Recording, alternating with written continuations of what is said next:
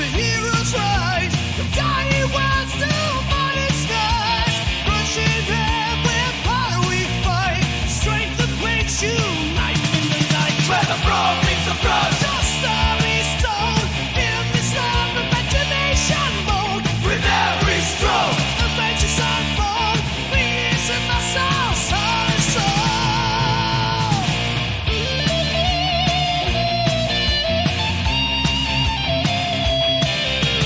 Guidance in hand and worlds to explore. Roll the future, hear the dice roar. Gaming realms of muscles drawn. Together in this place where we belong.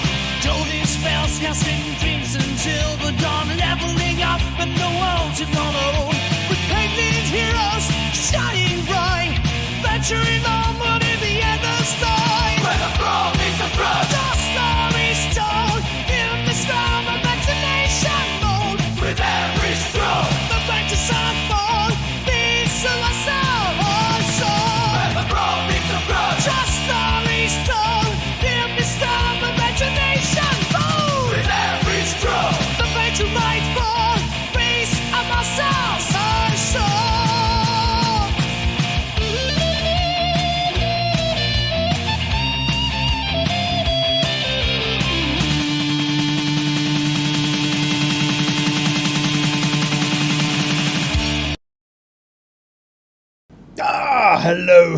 Hello, people. How are we? It is Friday. Let's do what we do every Friday. And the first thing we do is move that cable out of the way. Get rid of that. Happy Friday, people. Welcome to Minis and Muscles, the place where the brawn meets the brush. The place where we talk geek for a couple of hours as a collective group.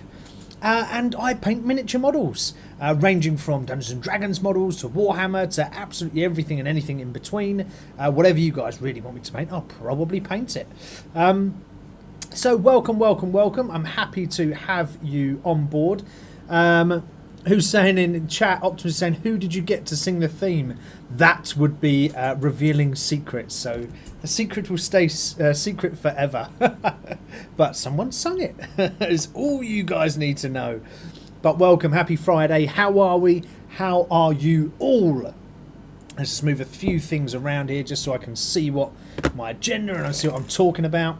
With my big giant D&D cup out the way. And no, it's not beer, it's just water. Trust me. How are we? Let's get some background music on the go. Oh, no, my iPad doesn't seem to want to play. There we go. Ah, happy days. There we go, that's better. Now I can see it. I'll be back. Hello. No worries, Elias. Adrian's saying you'll only be back in a rerun. That's so very true. So how was your Friday? How was your week, guys and girls? How was your week? Did you have a good week? Did you have a bad week? Come on, drop it in the chat. Tell me what's going on. I'd love to hear from you all. What's been happening in your week? How is it? Is it good? Is it bad? And by the way, I've got my air conditioning unit on in the background. Is it too noisy? Is there like a background whir or anything? If there is, again, drop it in the chat. Let me know that there's a background whir and a bit of a weird noise. Apart from me talking, of course. Let me know if there is, and I will quickly switch off the air conditioning. So, welcome one, welcome all. If you're a first-time Minis and Muscles watcher, hello to you. Make sure you subscribe. Make sure you turn on your notifications and share this channel with all your friends. We are up a couple of subscribers as of last week, so that's awesome. Every increase we get is wonderful, and I love you all for it. So, what are we going to do today? Well, let's go through the agenda. First of all, we are going to be continuing to paint, or finishing off actually, this little geezer here. So our Space Marine Librarian in Terminator armour. We're just going to finish, finish this guy off. So I was a bit cheeky at the end of last show. I did stick all these bits on at the end of last show, but we haven't missed anything, so don't worry.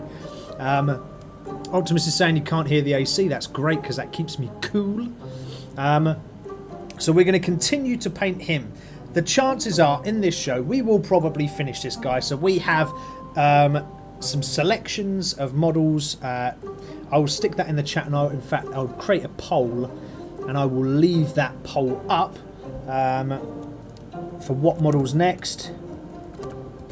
Here we go. What model is next? So we got these options.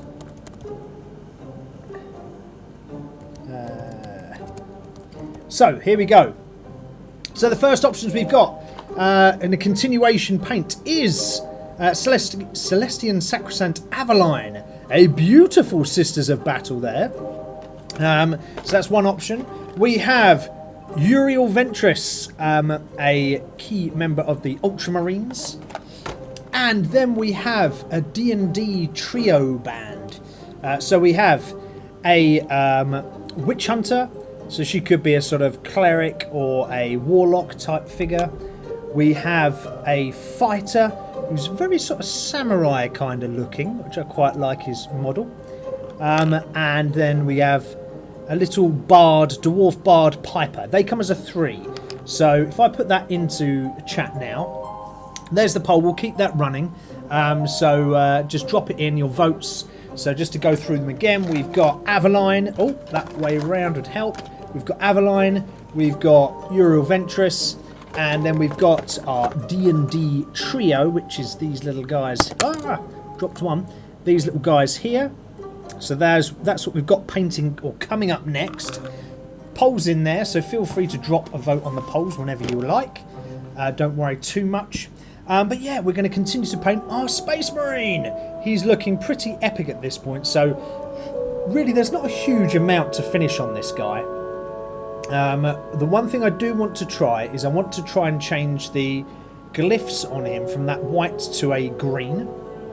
So that's probably going to be priority 1 in this session. So let's get some green out, wherever my green is. Oh crikey, now I'm looking around all my paints and I can't find the green. That's a great start.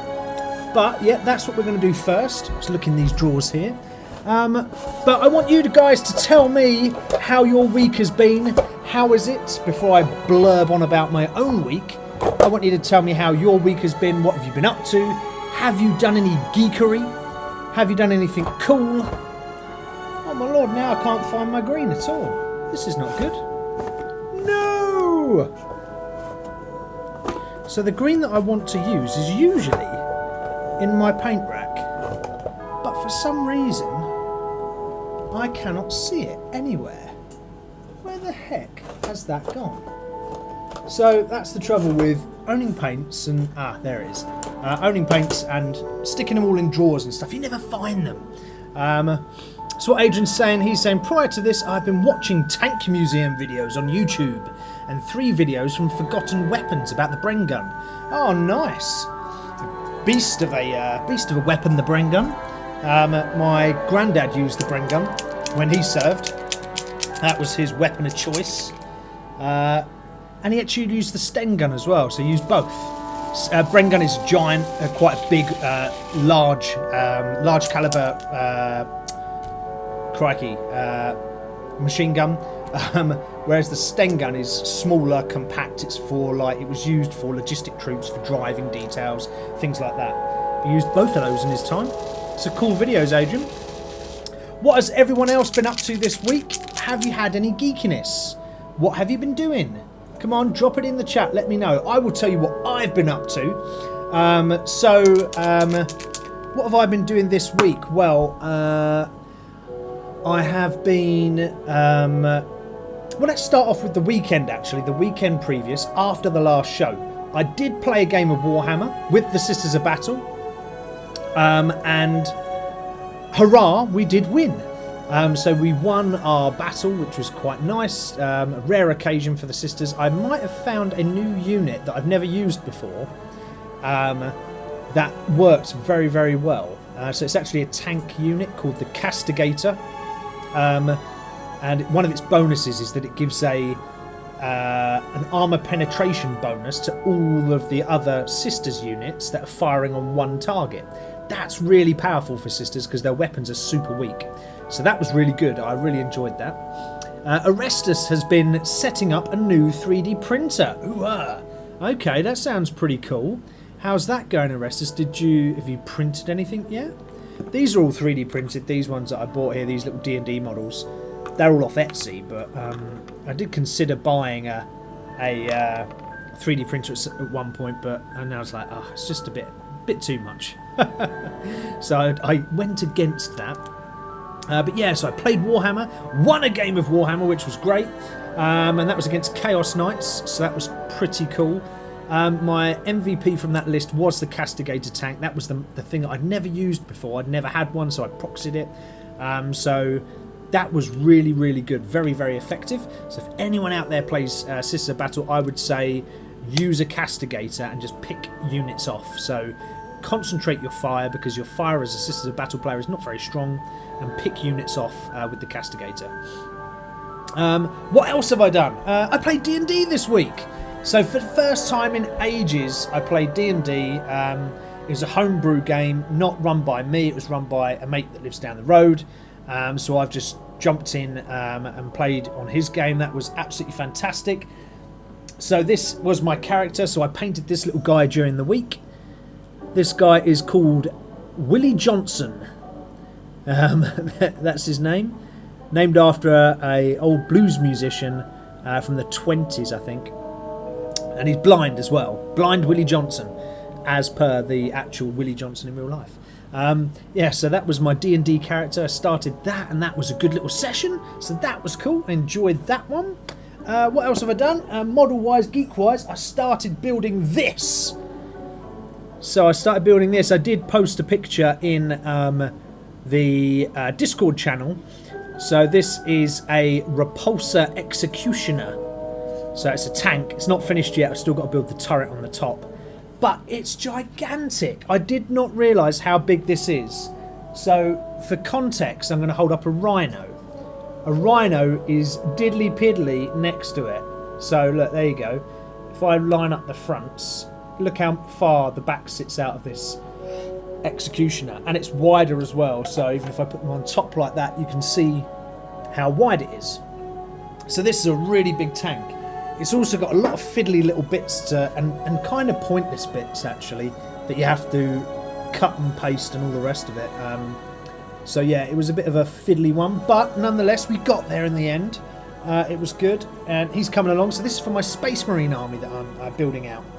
I did start to paint the inside. I don't know if you can see. The inside is... Oh, you can't really see because of the light, but it is painted in places. So that's that.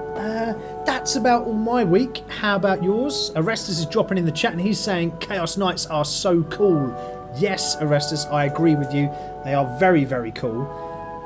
They're super overpowered though, like really overpowered. The only reason I think I won was because my friend that I played against used a a Titan. So he used a Titan. So we played 2,000 points of Warhammer. He used a Titan figure. That's about 1,100 points or so of his army. So it's over half of his army. And then he had a lot of war dogs that went with it. So as soon as I picked off the war dogs one by one, he only had the big Titan left, and I just ground it down. So it's actually, quite a good tactic on my part, but yeah, it wasn't very effective on his side. So I think if he'd have had some other units, it might have been a bit more trickier. But yeah, they are very cool though. Anyway, let's get on with some painting, shall we? Hopefully you've got some nice fresh water. I've got my water this time, and I have my wet palette. It's ready and it's clean. So we're ready to go on both fronts there. Fingers crossed you are ready to go. Is anyone painting along with me tonight? Anyone painting anything at all of interest? Again, drop it in the chat. They're not cool when the heretics are burning. That is so true, Adrian. They are not cool when the heretics are burning. In fact, they're not cool full stop.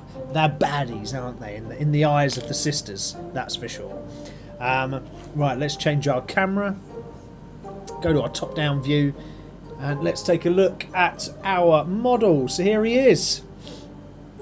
Here is our wonderful librarian in all his glory. Okay, so as you can see, it's a pretty basic paint scheme, really. There's nothing flash about this at all. It's all very, very simple. What we're going to do today, as I said, is we're going to look at trying to put a little bit of colour onto these runes just to make them glow up. That's the side of that.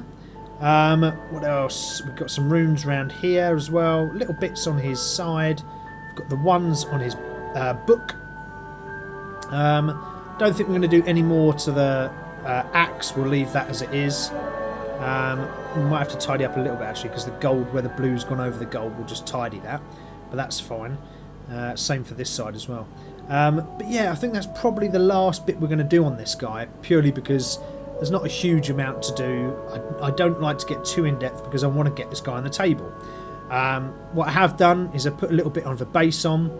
So all I did is I used this. So technical sterling mud, I used that on the base. I just got a couple of pebbles from out the back garden, stuck them on there, and then I used some army painter turf. So this type of turf I think is called swamp turf or something like that. I don't have the piece of paper anymore, but yeah, nice and simple, just stuck them on. Really, really easy, very, very quick, and painted the little rock that he stood on. Again, nothing on this model that is super hard that none of you can't do, alright? With a little bit of practice, I promise you can all get to this kind of level to make your models look like this. This isn't super cool, super difficult. It's by far not a golden demon winner, but it's effective enough. Anyway, that's enough of my mumbling. Optimus is saying, oh, Orestes is painting right now. Nice, Orestes. What are you painting? Tell me. Whilst I shake up our green colour. And Optimus is saying that he's seen the new Mortal Kombat trailer. Or have I seen the new Mortal? No, I haven't. Is that any good? Does it look good? Unfortunately, the old Mortal Kombat films and the Street Fighter films are pretty poo, so I'm not holding my breath for a new one to be any better, frankly. But I always hope to be proved wrong. So the green we're going to use for the glow is this Tesseract Glow. Right, it's a technical paint. It's very thin and watery. So this is what we're going to try to use on these runes. I will need my geek goggles, so excuse this. Oh, Orestes is painting some Eradicators. Nice. They are cool. I've got some of those in my army. They're very cool models. So I can see exactly why you would want those. Let's just do this quickly. I'm just going to quickly wipe the lenses on this, just so it's clean. There we go. Now I can see better. Alrighty, so let's just get the end of the paintbrush a bit wet. And let's see if we can get a bit of green into here. So all I'm doing is taking this green off of, out of the pot, straight out the pot, and just applying it into these runes here. Like so. Nothing too difficult. I painted it originally, so you could say, well, why didn't you just paint the green straight in there? But the problem is, when you do that, the green loses its glow. It needs like a light background to sort of almost reflect up on. So always worth putting a lighter colour underneath these technicals. You can see here, it's pretty easy to apply. It's not difficult, and it looks super cool, right? I think you'll agree with me, that looks super epic. Hopefully you do. Optimus is saying Kurt Urban as Johnny Cage, the lead character. Kurt Urban or Keith Urban? I know Keith Urban, but I don't know who Kurt Urban is. But then again, I'm not down with the kids. So I could be missing someone or something completely normal that everybody else knows, and I have no clue of what you're talking about.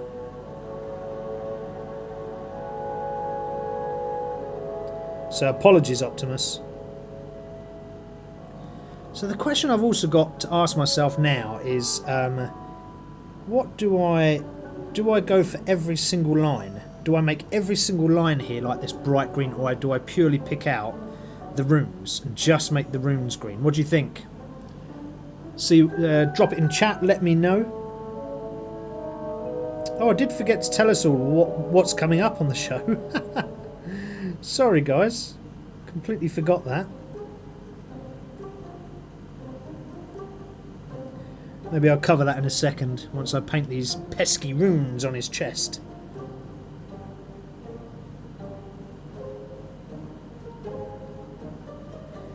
Here we go. There's one right in here.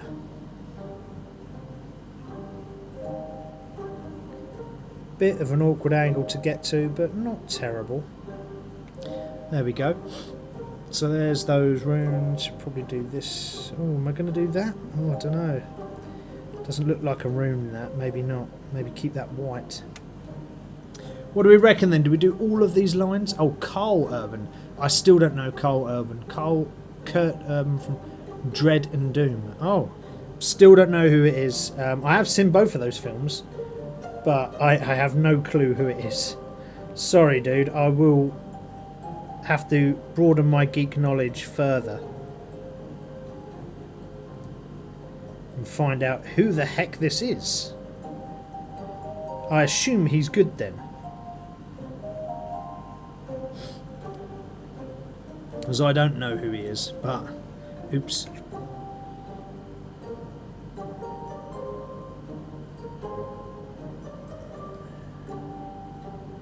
So it does start to get a little bit difficult with some of these angles to get these runes. With the base on as well, and with the bits on the base, probably a bad idea to try and paint this like that.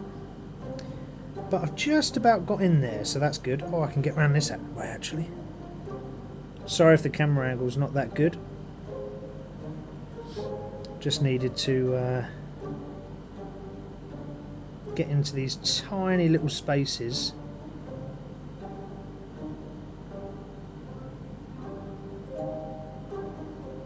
There we go. Nice. Got a little one on his back. Back here on the well, not on his back, but on the back of his shin sort of guard. There we go.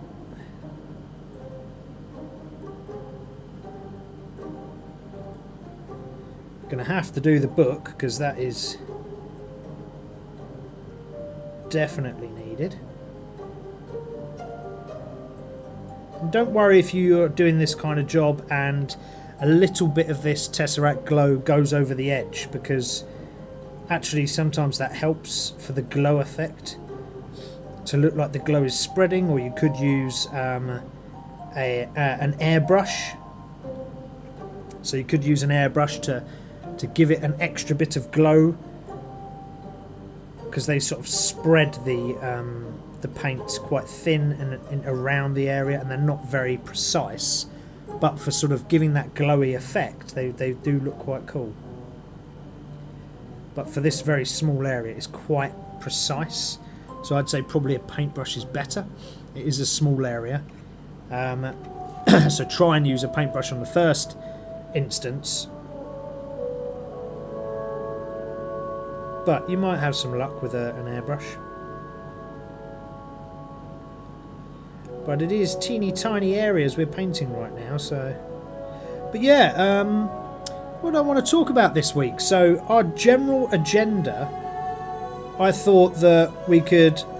Last week I sort of introduced a couple of different sort of features, and I never got to go through it all. That's pretty much every week actually, to be fair, on this show.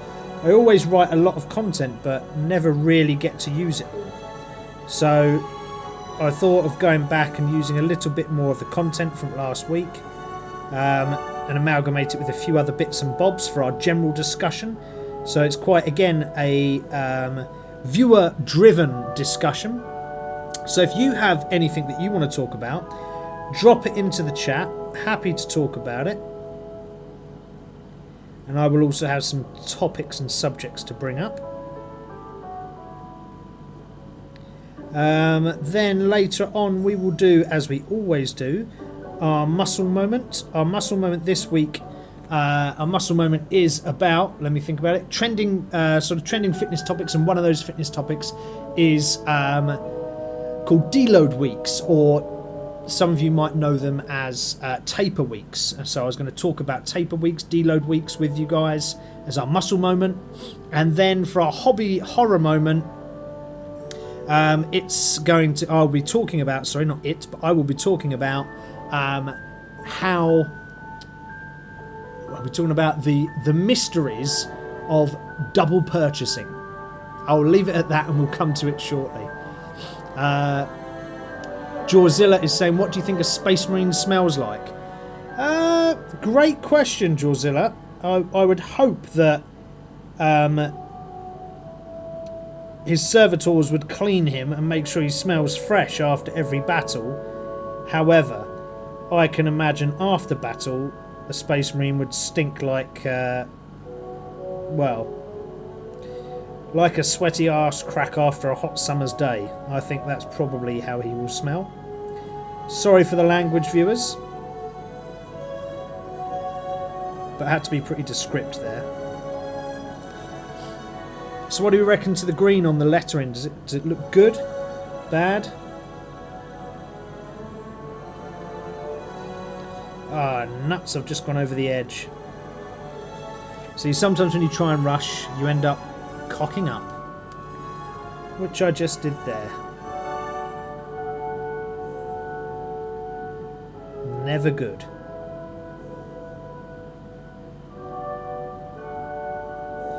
Right, let's finish this little bit off and then I'll start up our chat a little bit more. So sorry guys, I forgot all about our chat this evening. How stupid of me! Right, that's that really delicate piece done anyway. Just going to see if I can wick away some of this green that we've put on here. It's a bit difficult, that.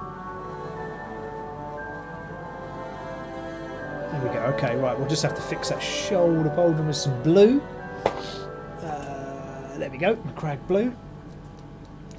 Yeah, so that's what we're going through this week. What I wanted to carry on from last week, if you watched, was the section about hot or not. What is hot? What is not hot? And that is in the world of geekdom, from everything from Warhammer to D&D to Pokemon, wrestling, you name it, I'll talk about it. Or happy to talk about it.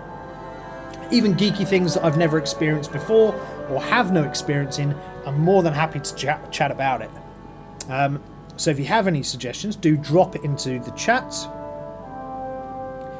But this week, what I wanted to cover was to revisit our Hot or Not challenge that we talked about last week. So basically last week, I created a couple of different topics to talk about, and we just discussed whether they're hot or whether they're not hot.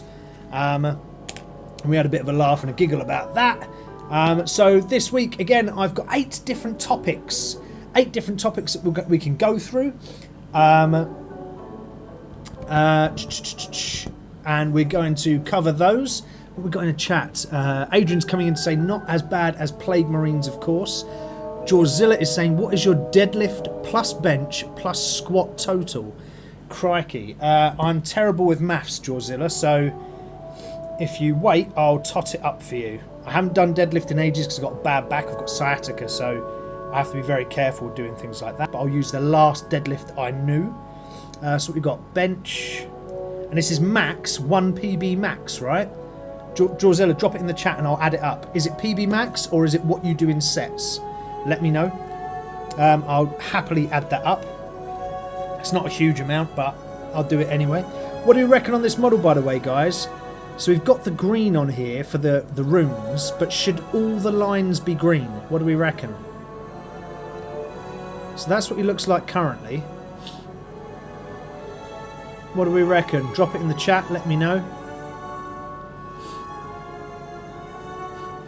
Oh, I only do 10 reps on top end, so I only have a theoretical, but 1 rep is good. Okay, so if you're doing 10 reps, I do 8 reps quite often. So I will use my 8 rep. What weight I use in 8 reps for bench press, deadlift, and squat. So I've got... So my bench press on 8 is about 120. So what's next? Oh, sorry, that's deadlift. Deadlift is not a huge amount actually because I can't lift a lot because of my back. It's about 150. But my squat is good. My squat is good. My squat is 190. No. 8 reps. When did I last do squats? Yeah, no, it's 180. It's 180, not 190. 450 roughly. 450. That's in kilograms, not pounds. Yeah, kilograms. Not a huge amount. My best, generally speaking, I'm strongest on legs. Really strong on things like leg press. So I can leg press like 500 plus kilos or so for quite a few reps as well and many sets. But anyway, back to the model. Thank you for your question, Jawzilla. Make sure you subscribe to the channel. What do we reckon, guys? Do we reckon he needs the green on all of those white lined areas? Or do we just keep the green on the runes themselves? Oh, we did say about some kind of green on his hand as well, Adrian, didn't we? So let's maybe do that. Let's maybe apply some white to that area. And then we can do that. Just going to cut this little tab. Does anyone else have this issue with the paint pots, right? When you're using paint pots, as in these ones, right? You get this little tab here, and it just means that you can't close the lid properly. So I always cut them down. Because otherwise you can never close a epoxy lid. And that just drives me insane. So I'm just going to mix up some white, because Adrian last week was talking about... putting some white on... Oh no! I've dropped some green on his face. No! Can you see that? It's dropped off of my paintbrush onto his face. Oh, you're kidding. God damn it. How typical is that? Alright, what I'm doing is sort of randomly painting because I don't want like a proper splodge. I just want like random bits of white because I'm just going to apply the green across it, just so it doesn't look like it's in just a blob. And then we'll put the green over the top. I just think the runes. Yeah, I was thinking that too, Orestes. So I'm probably going to go with that if I'm fair. But oh no! Oh, that green's just dropped. It must have been a green flake then. It can't have been paint. Thank the Lord. I was really worried about having to redo that. I don't know if you noticed, but there was a green little flake right on his eye. So now we don't have to do that. I can reopen the technical green colour and just see what this looks like when we put a little bit of green on here.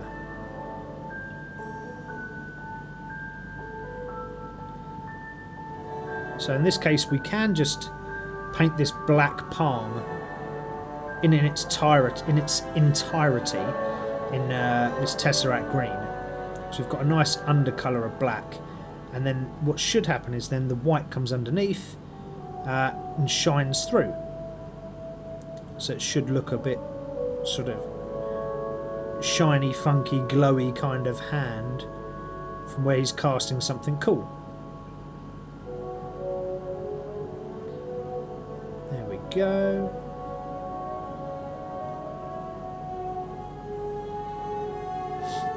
What do we reckon? How does that look? Not bad? Not bad? Pretty good, right? Don't the lines connect the runes? Wouldn't the power spread? Yeah, I'm not sure. I'm not sure, mate. I'm not sure whether I want to colour all of the lines or not. I don't know, Optimus. But I get what you're saying. Does the power spread from the runes out and into the rest of it? I don't know. Not sure. I can't remember what the box was. I think I threw the box out. Damn it. Should have kept the box to have a look. Maybe I'll have a quick Google and see what he looks like. Space Marine. Space Marine. God, come on. librarian, and Terminator armor. Okay, so yeah, there's like a little bit of a glow. It doesn't go all the way around the lines on the example. They use a slightly darker blue actually for his armour, but I wanted this guy to match my guy's armour. So, yeah, do we paint a sort of glowed area around it? Ooh, I don't know. Hard to... I'm not sure. I'm not sure if I will. Because sometimes it doesn't look as good as what I envisage it. But we do need to put a transfer on this guy. Hopefully there's some transfers in this box. No, not in there, there's not, anyway. No. Where's the transfers? Oh, bloody hell. Let's see what we got. Ah, ha! Okay, so we've got some transfers here. There's the one for the librarian. So we need to cut that badger out and get it ready.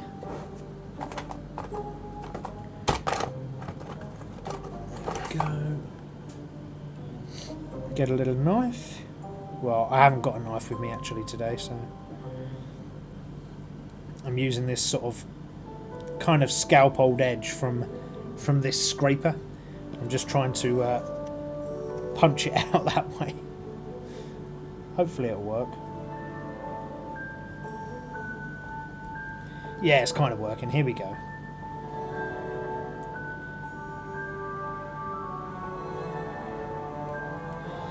There we are.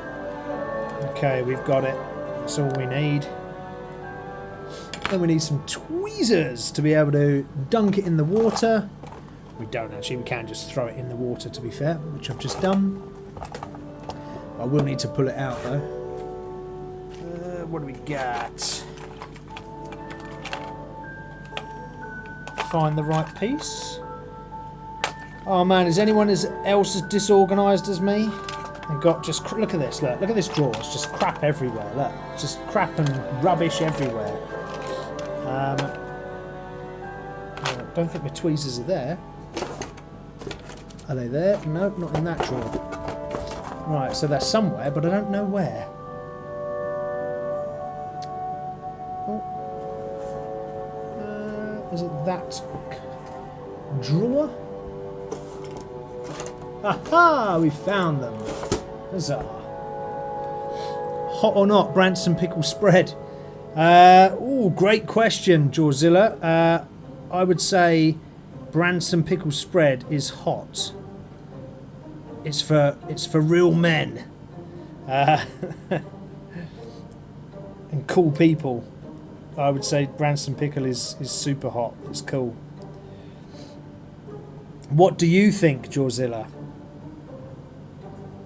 Let's get that on there. So, I'm going to roll a d8 in a second, and we're going to choose one of our hot or not topics.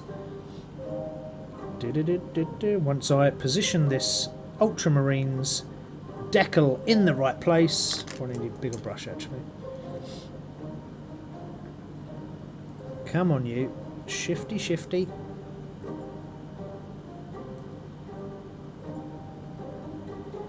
So, only thing I'm not particular fan of is decals. They look great when they're on, but they're a bitch sometimes to get into the right place.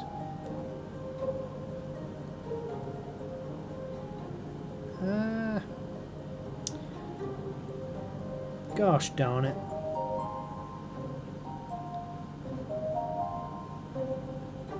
It's not even centre. That's annoying. Come on, you little devil. Move over. Just trying to lift just on the edge with the paintbrush there, just so I can move him across. Just a little bit. There we go. Is that enough?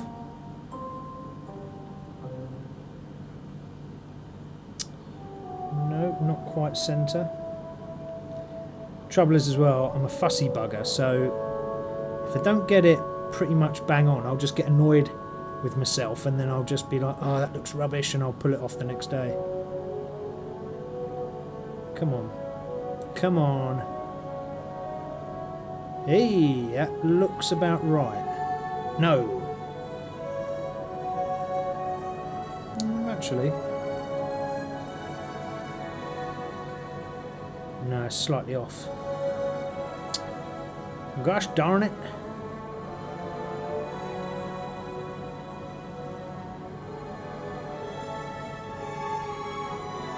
Sorry for the lack of talk, guys and girls. It's just severe concentration is needed for this.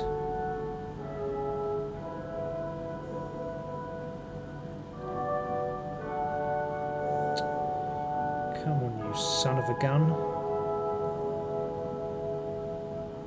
And the trouble is with these as well, is they only need the tiniest of movements every time. And when you've got such a small space, like something big like a tank, it's fairly easy.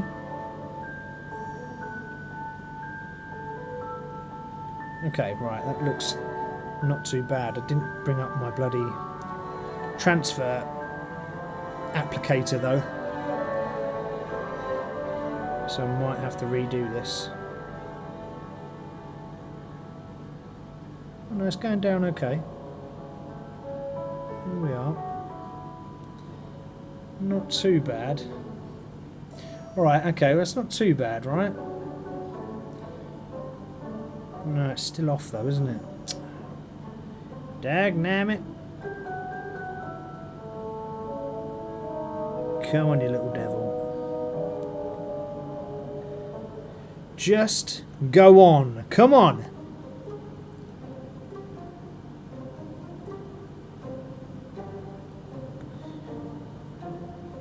You're probably all in chat laughing at me, trying to get this darn thing on. See, everyone has problems doing stuff sometimes. Sometimes I manage and get these on straight away. First time. Other times it's like this and you're absolute pulling your hair out trying to get the bugger in place.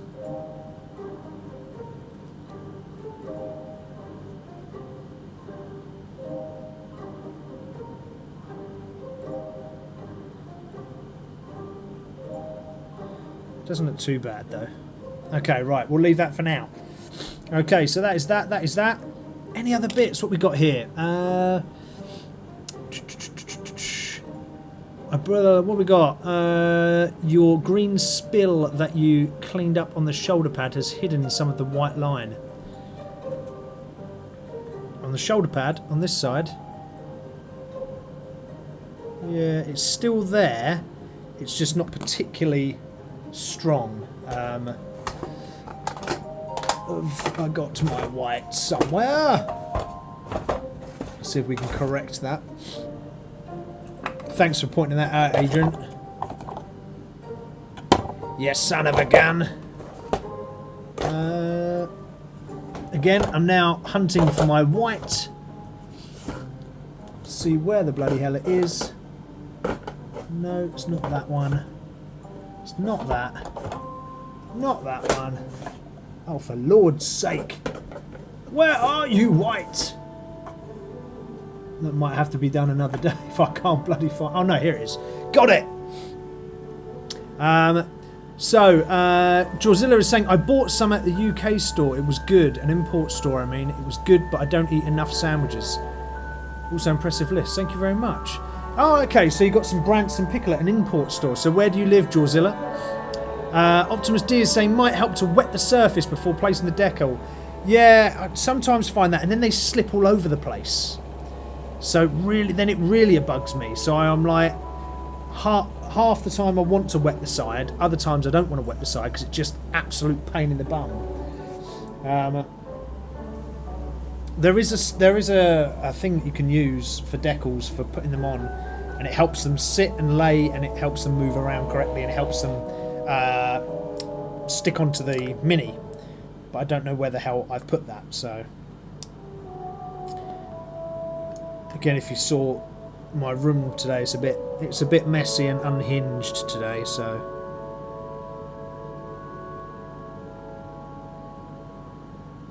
all we're doing is just tidying up a little bit where we had a bit of an overspill from the green.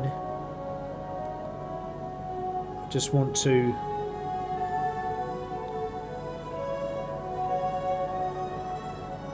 Get that white line back in. Is that good for you, Adrian? That better for you, sir? That's what I wanted to do, just improve on that, just so that works. I'm still unsure of whether to paint all of the blooming rooms or whatever, but I don't think he looks bad. I think he looks pretty cool. Again, look, it's these little tabs. I absolutely hate them. They're such a pain in the backside. Right, there we go. Okay, cool. Let's start on with some more conversation, because I promised you guys some more conversation, but I haven't started it, right? But it looks pretty cool, right? What do we reckon? I reckon it looks pretty kick-ass. I quite like the hand as well, so that was a good shout, Adrian. Adrian said, I believe that Jorzilla is from the USA. Ah, okay, nice. Another USA, so we've got quite a few from the USA. Someone in Florida. I can't remember where JPC is, but we got... oh, gosh. I can't remember the names. Again, if you're new to the channel, you'll realise I forget a lot of stuff all the time. But we've got quite a few people in the USA, so that's good. We are going to roll our D8, and we've got a couple of different topics here. We've got best villain across all geek media, favourite game mechanic in tabletop RPGs, most satisfying mini I've ever painted or you've ever painted, underrated sci-fi settings, what video game needs tabletop adaptation, the worst mini to assemble ever, if you could live in any fictional world, where, why, and would it be? And then it's a viewer's choice chat. Are you doing squiggle writing on the scrolls? On these scrolls, yeah, could do, should do. Yeah, good reminder. Okay, Adrian, nice reminder. I should do those. Let's get some black. Let's mix that up in my wet palette. There we go. So yeah, so we're going to roll a d8 and then we're going to see what it says and then we'll start with that conversation. So if I grab my d8 and I'm going to roll it now across my table and then let's see what we get. In fact, what I could do is I could do this instead. Wait for it. Just change my dice so it's a bit more of a brighter coloured one. So if we roll it right here, you'll be able to see what number we do. So I've just moved the mini out of the way. So we're going to roll a d8, see what number comes up, and then hopefully we'll be able to have a chat about that. Are you wearing the same grey undershirt from last time in Jammin's Daily? Yes, Jammin. I always wear this shirt with the rhino on it. I love this shirt. It does get washed. It's been a week since I was last on, right? So I'm going to roll this d8. Let's see what chat top conversation we've got. That is a 4. So that is underrated sci-fi settings. So in the chat, I want you to start talking with me about underrated sci-fi settings. So it could be from a movie, it could be from a book, it could be from a computer game, anything that you think is decent.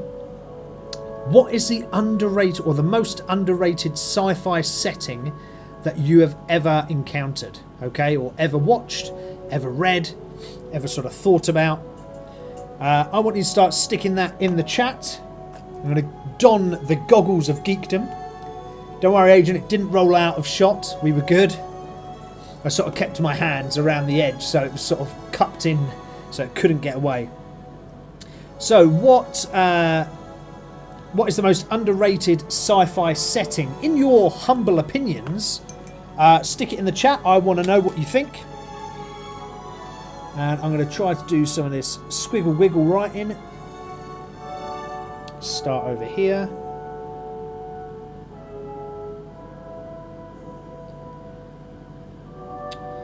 Oh dear, that's far too thick.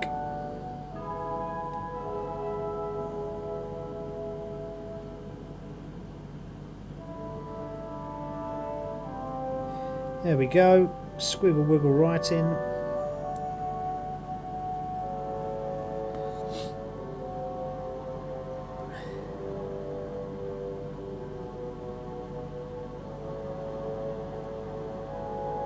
Go, get some more squiggle wriggle writing on here.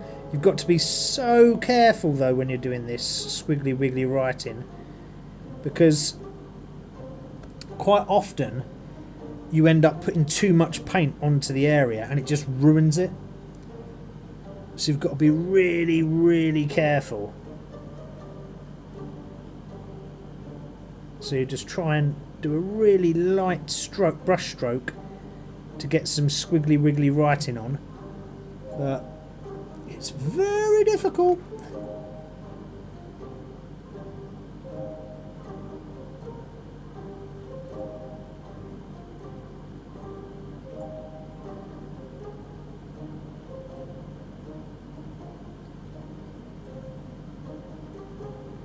See, right now all I'm doing is like, it feels like splodges.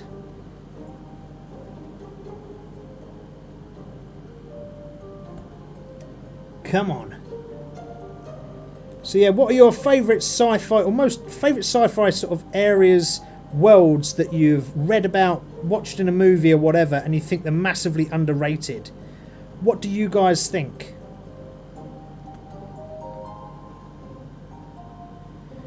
So I'd like you to drop that in the chat, let me know.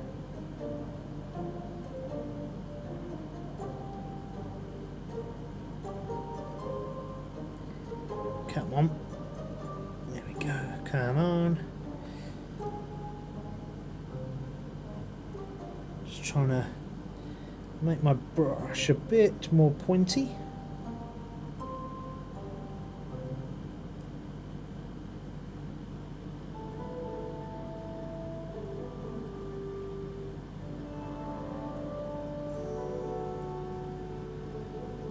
So drop it in the chat.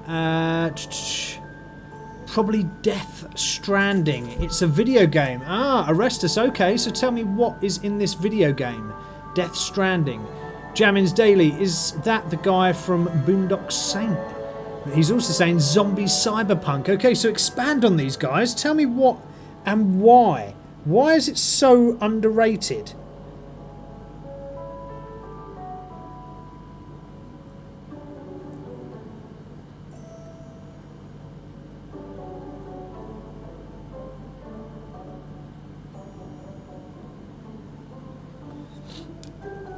It's a terrible job. Not a fan of that. Never mind. Never mind.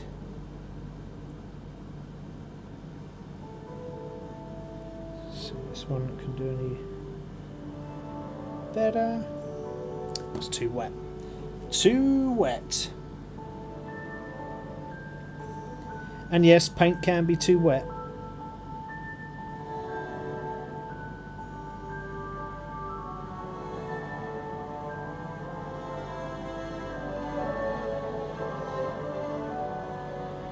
So why are we thinking that these are the best, most underrated? Maybe not underrated, but underrepresented. Oh, okay. So is it not a popular game sort of mechanism? I thought Cyberpunk was pretty popular. Zombie Cyberpunk, is that a book? Is that a game? I don't know. So tell me, Jammins Daily. Orestes is saying the lore is just so confusing, but I'll try to summarise it. Yes! Try to summarise it. What do I think is the most underrated sci-fi setting? Ooh, it's such a good question. There are so many cool movies. Oh, do you know what? This is going to be really controversial, right? But you know Starship Troopers? Now, although it's a bit cheesy and a bit crap, and the second and the third or whatever, the spin-offs are terrible, but I love the setting of Starship Troopers. I love the fact that sort of Earth is having to sort of defend itself, or the humans rather, are sort of having to defend themselves against aliens, and sort of pushing themselves against that narrative. I quite like that sort of approach, and then it's sort of adapted, and it's very much, I don't know if any of you have played Helldivers. So Helldivers 4, the latest Helldivers, is it 4? Yeah, I think it's 4. That's really cool, because that's almost like Starship Troopers, the movie, but in a video game. I think that's maybe it is not underrated because they made a video game very, very similar to the movie. But the movie's got like really sucky ratings, right? But I actually quite liked it. Jamin's saying to Orestes, use AI. A setting for sci-fi genre. Can't say I've ever seen a cyberpunk movie. Ooh. Yeah, a cyberpunk movie would be cool. Or a cyberpunk zombie movie. Yeah. I like that. I like that idea completely. Any ideas from anyone else of what the most underrated sci-fi setting is? Do you know what? I also think the original Star Wars is massively underrated in comparison to the new ones. The old ones are terrible. The humans attacked the bugs first and blamed the bugs to go to war. Yeah, fair one. That is true, yeah. But I still like the premise of it all. I'd like that sort of bug invasion type thing, and I think that's pretty sweet. I like it a lot. I think we should leave this geezer here as he is. I think he doesn't need any more love. He's got plenty of love so far. I think he's looking pretty cool. I like his base. I like everything about him. I think we're going to say he is ready for tabletop action. He's got his little magnets on the bottom there that I glued on today, actually. So I think we're going to put him off to one side and leave him. He is good to go. Let's just change the camera to front for a second. What else are we saying? Wasn't Firefly supposed to be great, but they cancelled it? Oh, okay. That's a shame. Jammy's Daily. It's Warhammer. Easy. It's been around so long and so many people have still not heard about it. Oh, yeah, that's a great point, Jammins. And there's so many sort of... They tried to make a... I don't know if you guys have seen it, the Ultramarines movie that was done a couple of years back. It was terrible. And there's loads of fan-made movies of it, and they've never made a movie of it. So I'm excited for... That is an underrated sci-fi setting, I guess. So I'm looking forward to the TV series on Amazon coming out. That's what I'm looking forward to. So let's hop across to our poll. If you haven't seen the poll in the chat, get amongst it.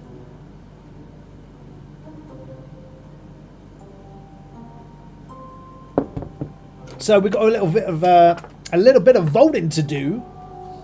We've got a couple of models to paint, new models that is. So we've got three options here in the poll. We've got Aveline. So let's just move in there so you can see Aveline. She's pretty sweet. It's got a cool base actually, to be honest. That's a pretty cool model with this like fiery flame sword, a nice sort of shield. She's pretty sweet. Sisters of Battle. We have got Uriel Ventress from the Ultramarines. So there's the back of that, so you can see the back of him. Again, looks super awesome. And lastly, we've got a D&D trio. 3 models, just to spice it up a little bit. So we've got these 3. We've got a sort of witch hunter type, warlock type individual. Flames coming out of her hand, holding a crossbow. Then we've got this guy, which is like a sort of samurai sort of fighter stroke ranger with a bow on his back. Then we've got this guy who is a little dwarf bard. There you go. There's little bagpipes. So we've got those 3. So if you haven't voted, find the poll. Find the poll. Find the poll. Stick a vote down so we can get to our next one. Adrian's saying cyberpunk zombie movie works as Resident Evil. Yeah, I guess, yeah. Resident Evil movies kind of sucked as well. They weren't that great. Jeremy's saying I'm 42 and just got into Warhammer last November. Yeah, don't worry. I played it as a kid. Or didn't play it, sorry. I painted a few models as a kid and didn't find Warhammer again until I was in my late 30s. So, yeah, absolutely. Orestes is saying you play as Sam Porter Bridges, a courier trying to reconnect isolated cities and people using a tech network, all while facing supernatural threats. Ooh, sorry if it's long, but I couldn't make it any shorter. No, that's cool, man. Don't worry about that. Absolutely fine. So, looking at the votes, I'm going to say 1 more minute left on the votes. If you haven't voted and put in your vote, stick it in. It's important. We need to know who it is that we're going to be painting next. Uriel, Aveline, or the D&D trio. Looks like Uriel at the moment, so I'm going to get the box over here and have a quick little peek and see what we've got. So let's change the camera so we can all see. Choo, top down. Alright, so inside the box. No, we want to go out, not in. This is what we have. One simple sprue. So it's a pretty simple model. Simple base. Nice sort of metal tiles there. Cool cape that's going to be cool and green. It's got main body, backpack, bolter. Oh, excuse me. He's ready to rock, and he's got this awesome sword as well, so that looks pretty cool. So I'm quite interested in this one. So is our Adrian's saying go Trek, use the old votes. Jamin's saying girl with the hat. Which one was that? With that cool hat. Oh, so that was in the D&D trio. So I said we'll have, if I'm doing the D&D trio, which is an option in the polls, I'll paint all 3 of these. So we'll sort of flick between each model as we go. That one has been undercoated already. That's the reason why he's black. He was this colour. But yeah, that's a cool model, that one. They're all pretty smart, to be fair. All the models are cool. I'm not going to lie. They're all bloody epic. So you've got that one. You've got this Uriel Ventress one. We do have Aveline as well. So there she is there. She's a pretty cool model, you know, Aveline. It's not got great stats when you play Warhammer, but she is pretty cool still. Yeah. Oh, Jamin's saying she's hot. What, the chick with the hat? Or are you saying Aveline? Which one? Yeah, which one is hot? Is she hot or is she not? Oh look, I haven't even opened this case for Aveline. Look, so you can see her. Actually, her armor's pretty cool. It's different from a normal battle sister, so there's loads of detail on this. This is quite nice. Loads of detail on her shield again. Really big base. That's quite a cool little model. Quite a cool little model. Demon head, where does that go? Oh, she stood. I just found this little demon head on here. I was like, why is there a demon head in here? But she stood on the demon head. Okay, because she is the demon slayer. So that would make sense. There we go. Right, let's close this poll. Let's see what we got. End poll. Alrighty, so we got Uriel's coming out on top. So sorry, Jamin, your vote for the lady with the pointy hat does not win on this occasion. There we go. And Adrian, the reason why I didn't get out Gotrek and the old votes is because we had Gotrek and Malaneth a couple of times as a vote for what model we were going to build, right, and make. But she never got voted for a couple of times, so I thought, right, let's change them up.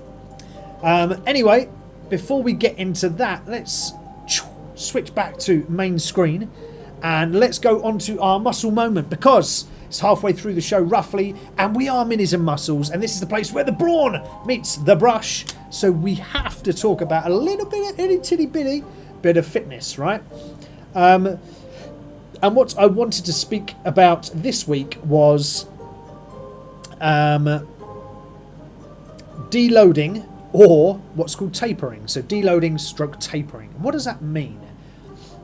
So as part of your training,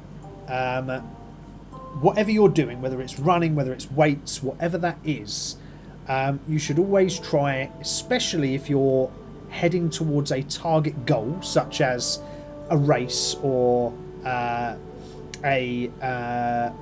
losing a certain amount of weight or doing XYZ, you should always look at putting in a tapering stroke deloading section into your training plan, because the body will get overloaded at some point and it will become almost exhausted and need a little bit of a break. So you might have a 6-month training program and you do your tapering, or sorry, your deloading every couple of weeks or so. No, not every couple of weeks, but every 6 weeks or so, just to back off the training to give your body a chance to recover. So that means you take on more sleep, you take on more sleep, you take on more food, just to refuel yourself, refuel the cells, and then you go again. Right, so this is sort of an emphasis on recovery more than anything else, and looking after your body, because, you know, when you're training, you are breaking down the muscle cells and you are pushing yourself to the extreme, so you must always allow for your body to recover effectively.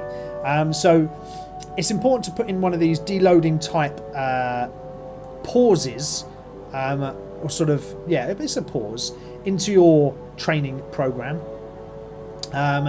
So make sure that you choose this appropriately. In fact, you don't actually have to choose it appropriately in the terms of, right, at this week I'm going to put in a deloading week. Actually, what you can do, and this is really how I operate, and you don't have to follow me, by the way, but start to listen to your body. Your body will start to tell you when the aches and pains are there, when you're not feeling good when you go into a training session. And this is the point where you need to say, right, okay, stop, back off. I'm now going to deload. I'm now going to start to bring down my workload. Instead of doing 5 sessions a week, I'm now going to go down to 3 sessions a week.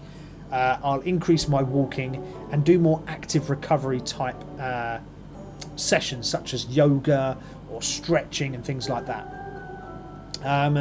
So yeah, watch out for the signs on the body, because it will soon start to, you might, I don't know, some people get mouth ulcers when they're run down, some people get colds when they're run down, some people just feel fatigued or they're not sleeping. So look out for those body signs, and when you feel that it's that time, stick in one of these deloading sessions, and then start to, or deloading week rather, and then start to back off to give yourself the chance to recover.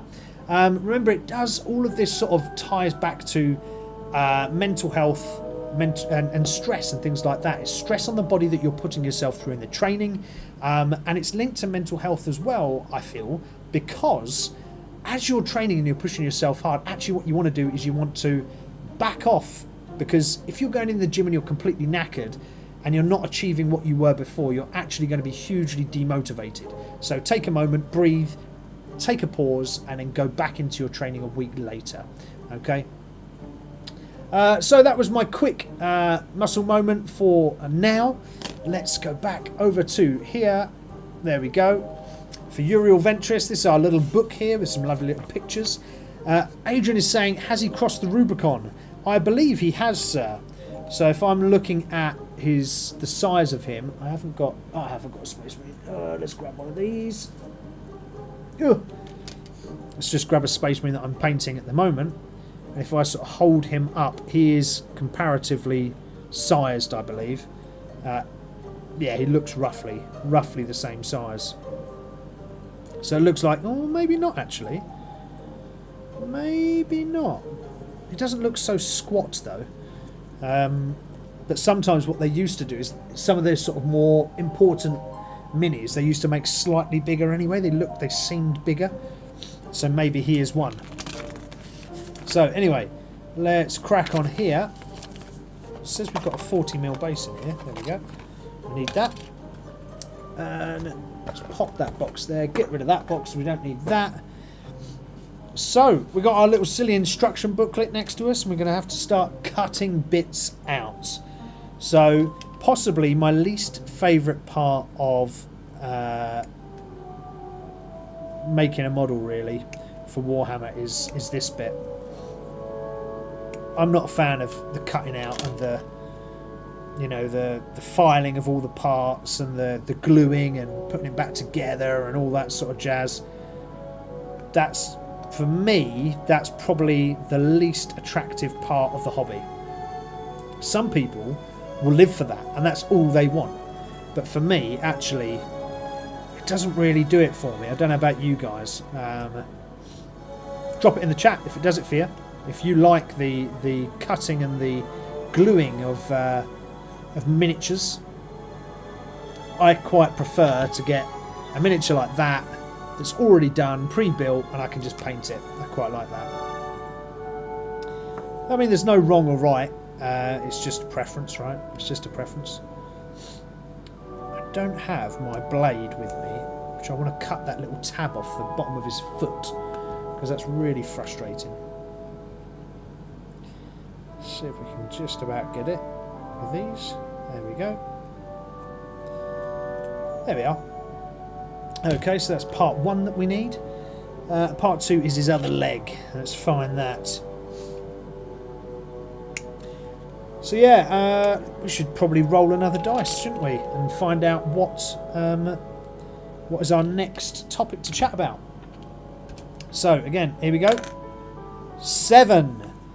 There we go, rolled for our next topic to chat about. That's 7, and that is, if you could live in any fictional world, where and why? So if you could live in any fictional world, where and why? Drop it in the comments, I want to hear it. I'll think about my own one whilst I'm doing this as well, of what fictional world I would like to live in. It's quite a tough question actually, because there's so many cool fictional worlds. I don't know what I'd choose. Does anyone know instantly, off the top of their head, what they'd choose if they were going into a fictional world? I'm not sure I know.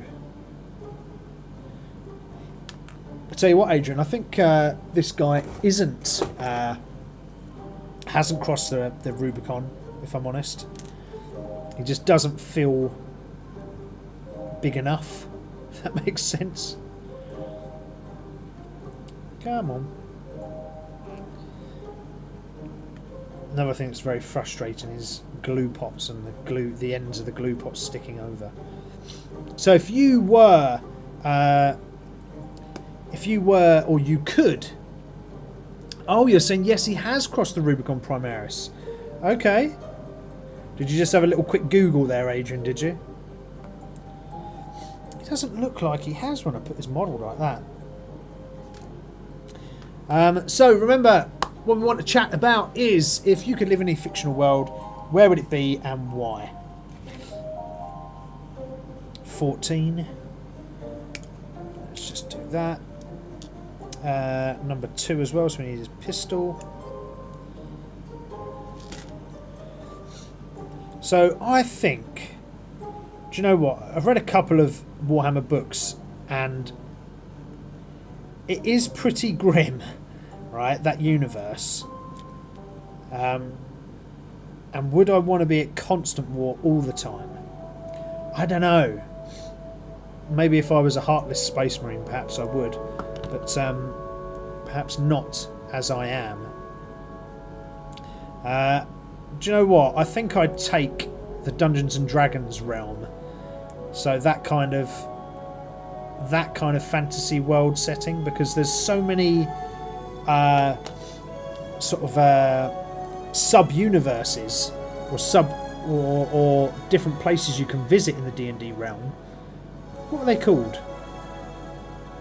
What are they called where you can go in D&D to different places? Crikey, I can't remember. But anyway, I like that. I quite like the D&D world. I think I'd probably go there. That would probably be my place I'd go to.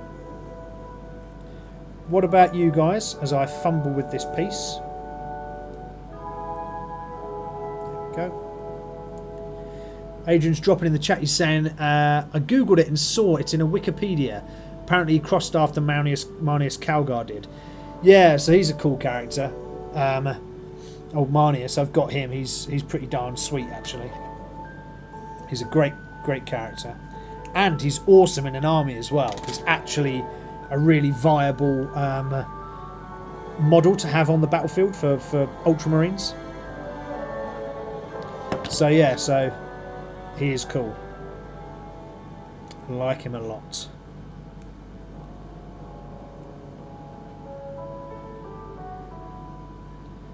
There we go.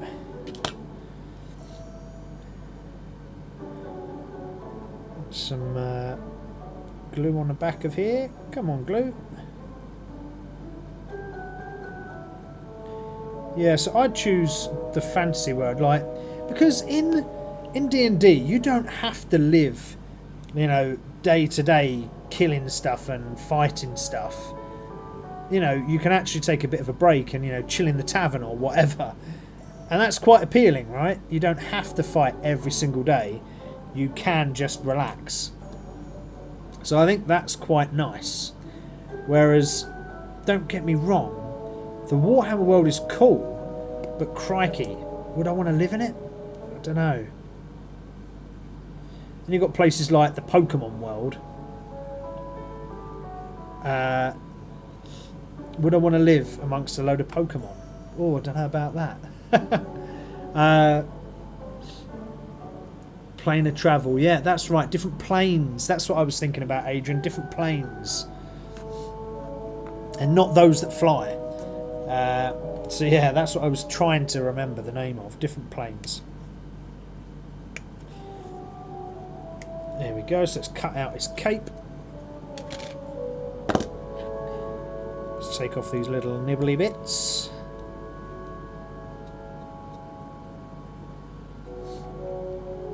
Yeah, so I think it's quite cool, the D&D world, for that. It's got a lot more variety.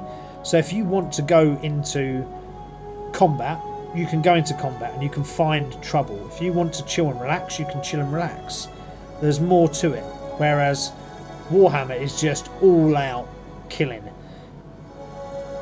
The Pokemon world, I don't know. I don't know if I could handle the crazy, weird little monsters always just talking one word.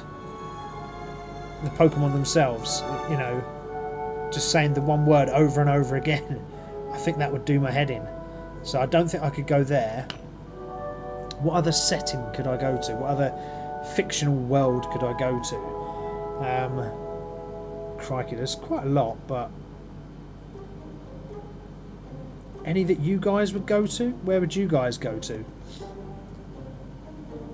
If you could take any fictional world, travel there and be there tomorrow, where would it be and why?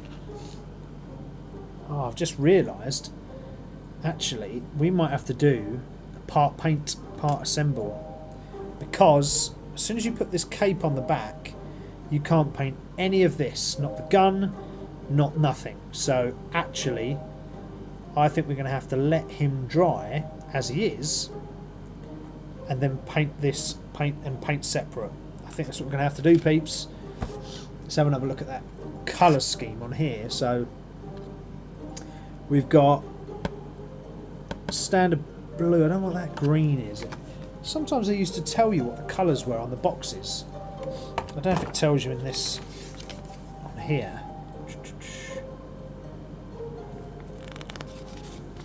No, it doesn't. It used to tell you the colours you needed. It doesn't say. Oh, there you go, Adrian. We was talking about this in the chat. Made in the UK. Yeah, it doesn't say colour guide. It just says full painting colour guide can be found at warhammer.com. Or sorry, Citadel Colour Stroke Guides. But we don't want to go on there, do we? So what green are we going to use? Probably something like that. Probably that kind of green. Maybe... No, not that green. Strachan green? No, I don't know. I think it's too... Because the green is quite a bright green. This cloak. I don't know if that's probably the closest colour I've got. I don't think I've got any other colour that would be as close as that. No, that's not the right colour. It's this one over here. Oh, okay, maybe. That might be a good contender. It's slightly darker, but it might be the right colour. And then just use this for the highlights on the cloak. Let's have a look. Looks too dark though, doesn't it? Well, we'll see anyway.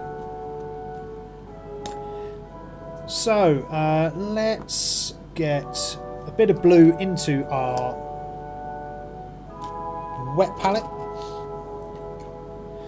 There we go. So we've got the good old McCrag blue out. Let's take a blodge of that, stick it into our wet palette. We'll need plenty of this, so we don't have to worry about doing big bloblets. get that in there.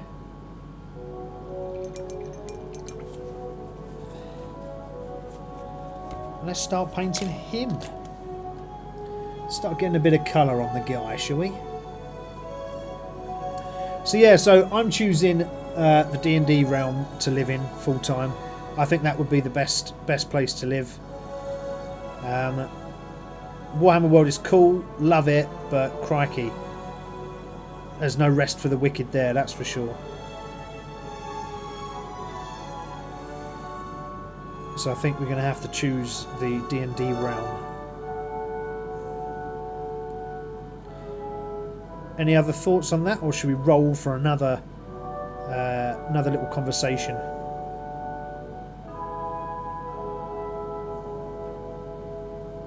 By the way, we're not worrying too much when we're applying this base coat. Just want to get some colour in here. If I can avoid things... Oh, I need to zoom in a little bit. Sorry, guys. If I can avoid things like some of these details on here, I will. If I go over them when I'm sort of putting this base colour on, I don't stress about it. But if I can avoid certain bits, I will try the best that I can, just so I don't have to revisit it. So, you know, there's certain lines that you won't want to cover, so go against the grain here rather than with the grain. If you go against it, your brush will flow over the top, and actually you'll find that this line here, you won't even touch it with paint. So try and go against the grain if you're trying to be trying to keep the model in as best tact as you can.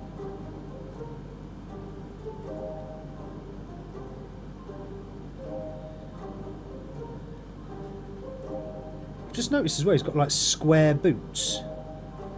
No Space Marines that I've painted so far have got square boots, so that's a difference. I don't know if it's just him because of his certain type of power armor. Maybe Adrian, when you did a Google on and searched him on Wikipedia, it might have said, is his power armor slightly different to everybody else's? Because it's certainly a different shape. Even on the back there, that's a nice touch. So on the back of his heel, you've got a tiny little Ultramarines badge. That's a nice touch, that is. I like that. That's cool. Paint those white later.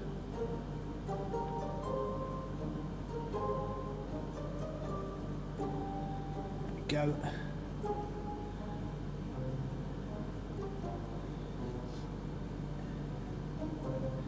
So remember, when you're getting your paints out and you're doing this kind of base colouring, make sure you use a wet palette, get it thinned, just so it's enough to cover the model, you know, and you're not glooping paint on. So less is more, and you can get it on pretty quick. As long as you're fairly careful with what you're doing and how you're doing it, you can get it on pretty quick. A nice sort of medium thin sort of layer, so you can still see the detail.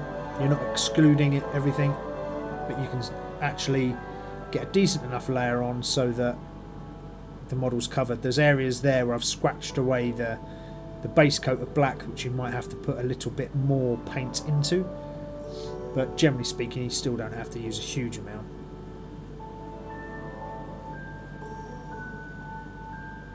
So there we go.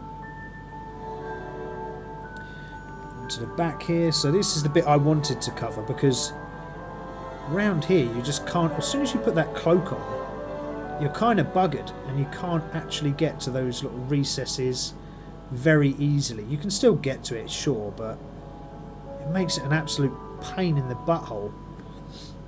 And I don't know about you, but I don't like pain in the buttholes, so I try to avoid them.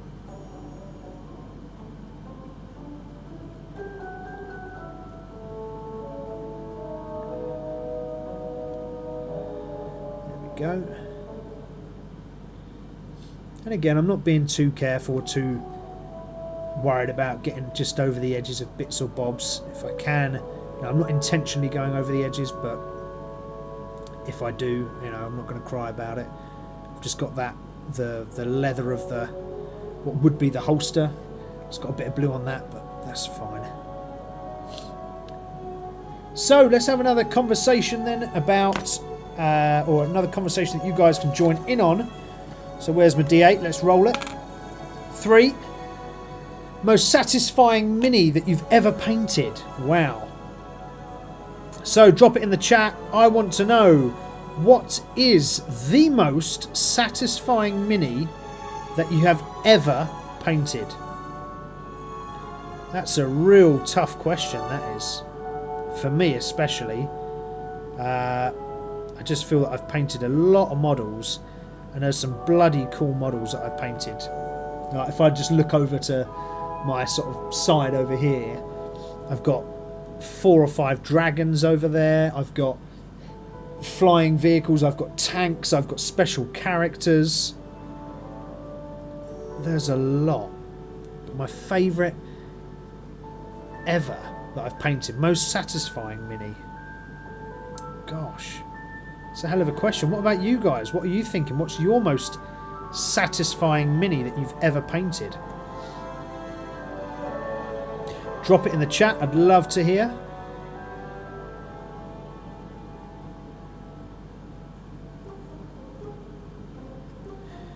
Whilst we continue to paint Uriel Ventris.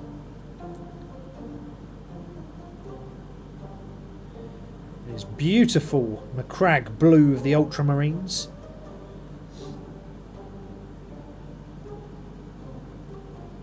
I might actually use this guy in my army, to be fair, because he has got some cool little bonuses that apply to the troops that he goes and joins.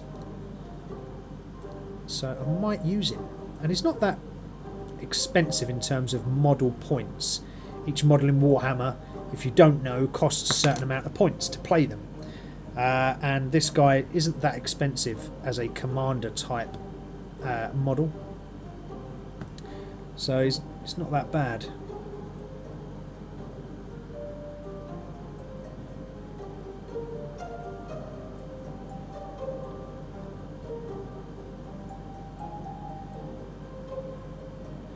So the question, and we rolled a 3 on the dice, so what is the most satisfying mini that you've ever painted? Maybe it was the mini that you painted, it was so satisfying to paint and finish because it was so difficult to build. Or maybe your most satisfying mini is the mini that you painted for, let's use Warhammer for example, for your Warhammer army, and that's the most satisfying because it gets you the most kills in the game, that is, in the game. Drop it in the chat, love to hear it.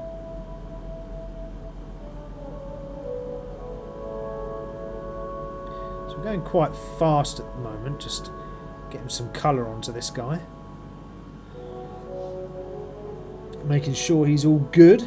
Now we'll attach the cape in a second. I know I'm sort of going around the front now, and I was more worried about the back not being painted, but I thought, well, whilst we're here we might as well do it all. I think in that topic of what is the most satisfying mini that you've ever painted, for me, I think the most satisfying mini for me, actually I really enjoyed painting some Catachan jungle fighters that I painted. They were really cool. They're nothing special, they're just individual models for Imperial Guard Catachan jungle fighters. I really enjoyed painting them, they were cool.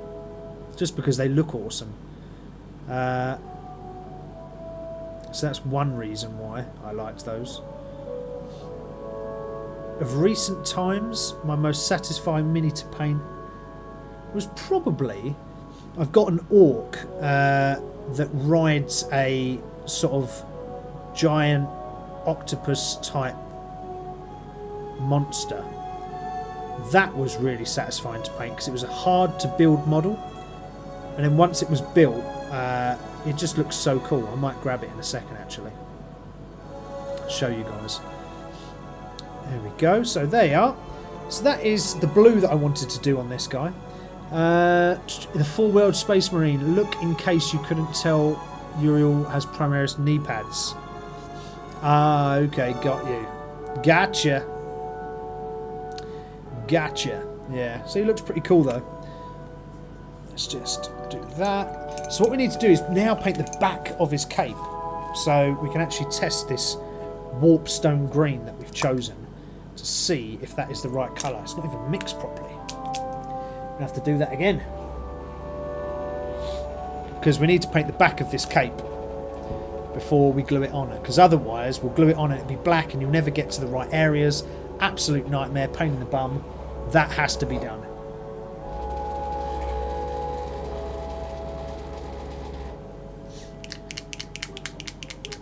There we go, shake that up. Oh, okay, let's give this a go, see what this comes out like.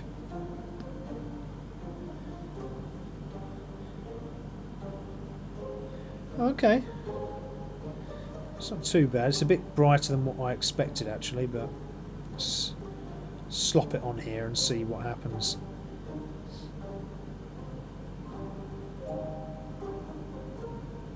You can actually tell, because this is a layer paint actually, and you can tell just how it applies, because you can still see the black underneath. So it is meant to go over the top of another colour, but we're being lazy here and not following the rules. It just means we might have to apply another coat is all, but that's fine. We can deal with that, that's fine. We're just sort of really slopping this on just to see what it looks like actually, more than anything else, so we can fix anything else later. But I just wanted to see what it looks like when it's on the model.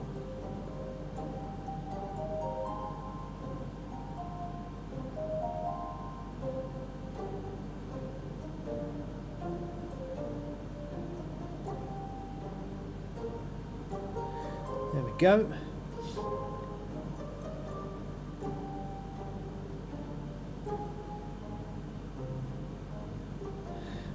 Now, that on there like that. Don't know if that's too bright or not.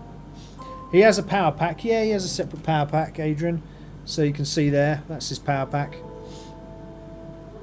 It's got some nice epaulets, or shoulder pauldrons, shoulder pauldrons to go on. There's his bolter, standard bolter though, which is surprising they didn't sort of jazz it up.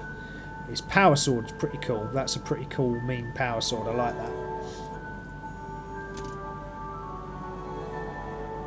Yes, I'm not sure on this green. I will see it through and cover the cape, but I'm not sure about this green. I think we might need to go somewhere else, or we might need to apply a base layer and do it properly. That's probably what we're going to have to do, because this green won't sit on this black nicely. Some layer paints that you get will sit on the base coat of black nice, but some like this they just won't sit nice. So you will find yourself with doing either multiple layers, or having to put a base green on.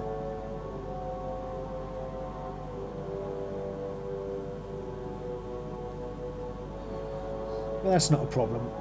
This is more of a test actually, just to see what this looks like.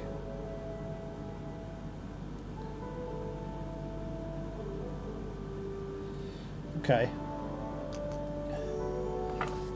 Have to wait for that to dry, but that is the colour it's meant to be.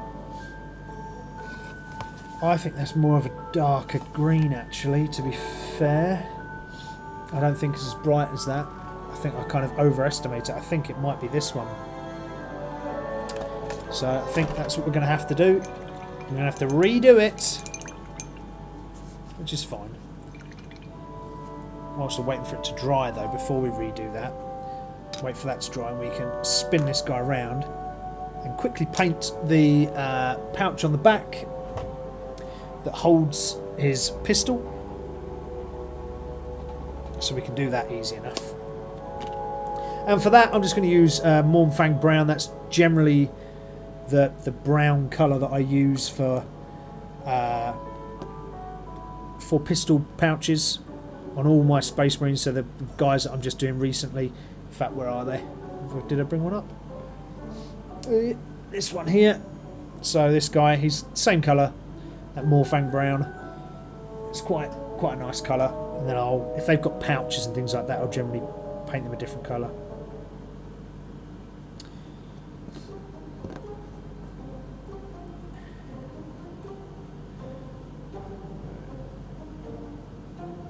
It's a bit thin, this paint, actually. I've thinned it down a little bit too much, but never mind.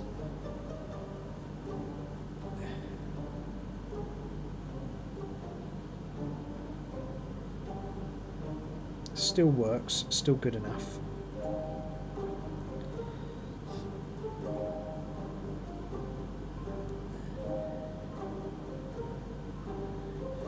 Difficult bit is getting the underside now.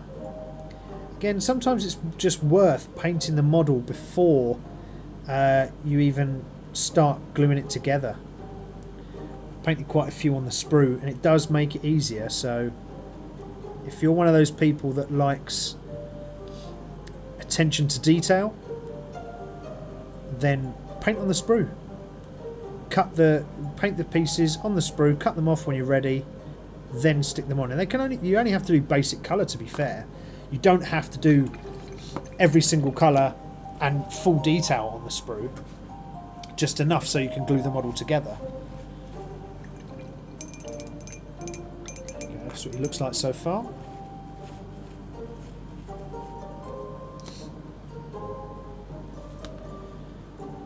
Just where the glue has just ran onto the handle of this pistol, I just want to dull that down because it was sort of shiny.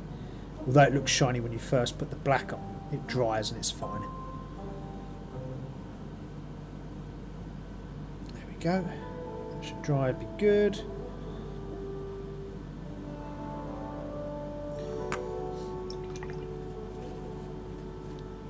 Got a little bit more blue to cover as well, just noticed.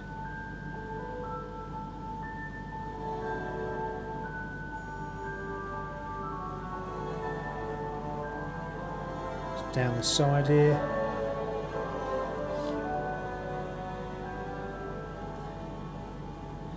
That's fine. So if you could go to a fantasy world, where would it be and why? What fantasy world would you choose? Drop it in the chat, let me know. That looks like a triangle gap marries up to the front piece. Sorry Adrian, I missed that comment coming through, mate. Oh, Dark Angels green, yeah. Sub-assembly is a good idea. Yeah, it does help. It does help big time when you're painting models. It really does, especially with pieces like this that, you know, now this is semi-dry. You look when that wraps around. Once it's actually on, you would never get to that pistol and you would never paint the back of him. So doing it now is really worthwhile. We do have a belt, but I don't think... Well, actually, it does have a sort of dark brown belt, so I'm going to use this for dark brown Rhinox hide. Favourite for belts and dark leathers. So we will use that. Because he's got a belt that runs around his back. And I want to get that belt done before we then attach his cloak. So let's get that done. Yeah, so my favourite world, D&D world. But for shits and gigs, I'd certainly go to the Warhammer world. And give that a bash. It'd be a hard few days, that would. Woo-wee!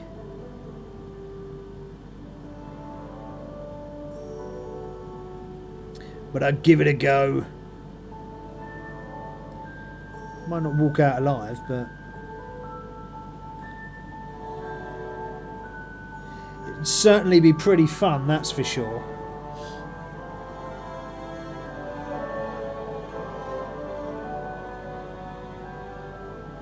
I'm probably going to go over some blue in a second because I didn't realise about this belt. And I'll have to redo the blue, but again, that's not an issue. Oh, it wasn't too bad actually. There wasn't too much I didn't go over, or did go over.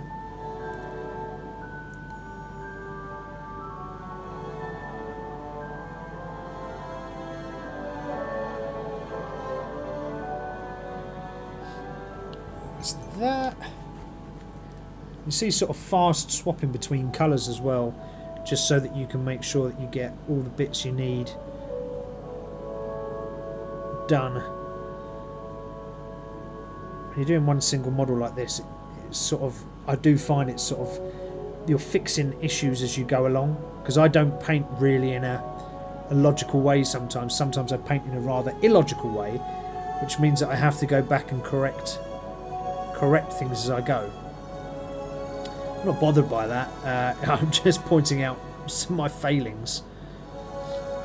So there's some of this black sort of in between the armour. There's this sort of flexible black armour. I don't know what it's called. It's underneath the main armour plates, and that is black. And I just want to make sure again these bits are painted before that cloak goes on. Once that goes on, it's not coming off again, so make sure we get that right. There we go. Oh, and the other thing we need to consider here, actually... Oh, sorry, I'm painting out of camera. The other thing we need to consider here is the backs of those sort of belts that drop down the front. So you've got the backs of those there. I will probably have to paint those now as well. I will use the same brown as what I used for his main belt. It's like a dark sort of rhinox hide brown.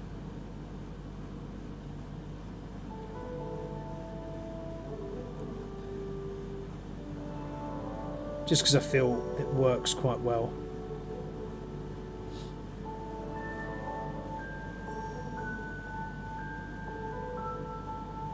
There we go. Got the belts painted through there, and they will need a gold for the small little ultramarine symbol. It's hanging off the back. So let's bring in our gold. Let's mix it up a bit. This will be Retributor gold, I think. Retributor armour, I think it's called, or something like that. See, this is a nice base metallic that you can put on.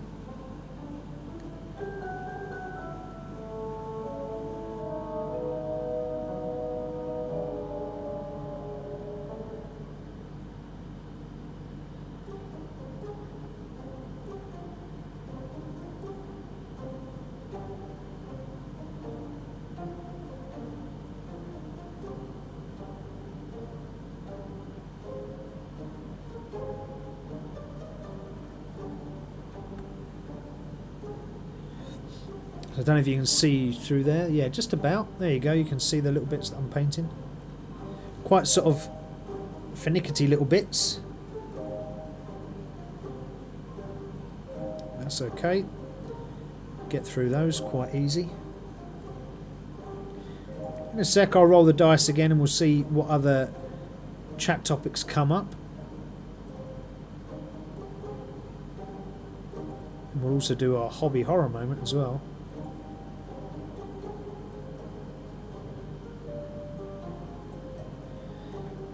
Again, going against the grain with your brush is a really good way to paint this, and it looks like I've been really skilled there and really quickly gone over it, but it's not skilled at all. It's just going against the grain, and when the brush goes against the grain it just paints it very, very well.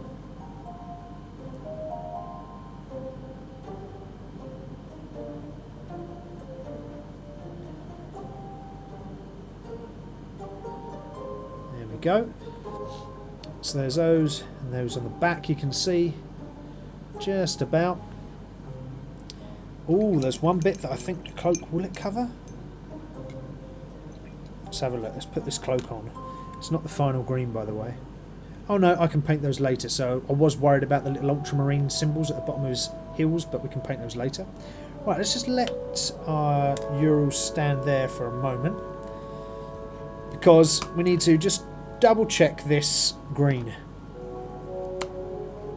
because I don't think the green that we used was the right colour. So I'm just going to try a different green which is slightly darker.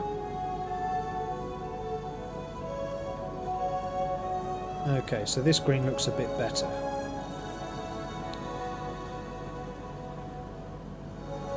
It is quite Dark Angels green, actually. You're right, Adrian. I don't know if it's the actual colour that people use to paint Dark Angels. I'm not sure. Does anyone out there paint Dark Angels? If you do, drop it in the chat.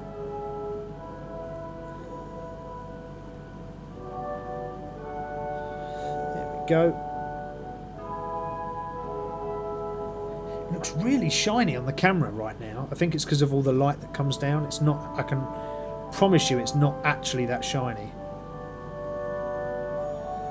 But because of the lighting that I've got, it looks really, really shiny.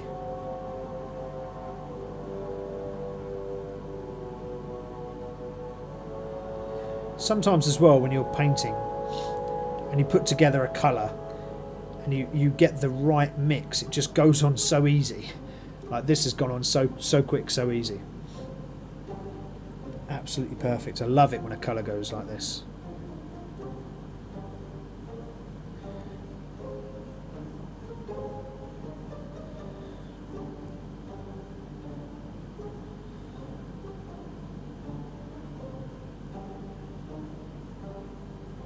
Go.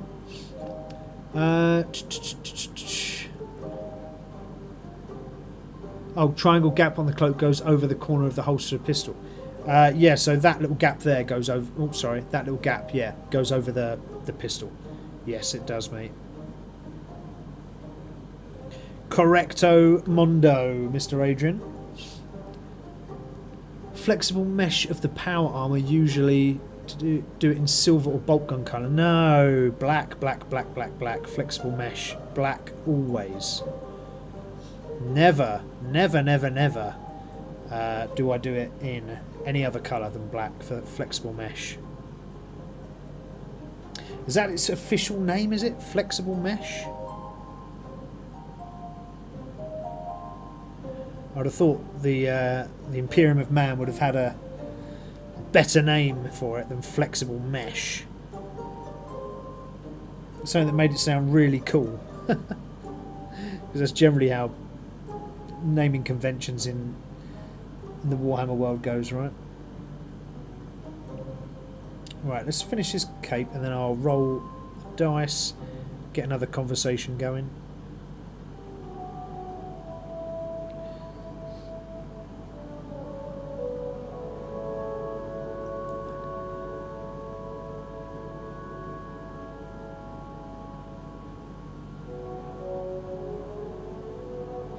Okay, so that's pretty much done.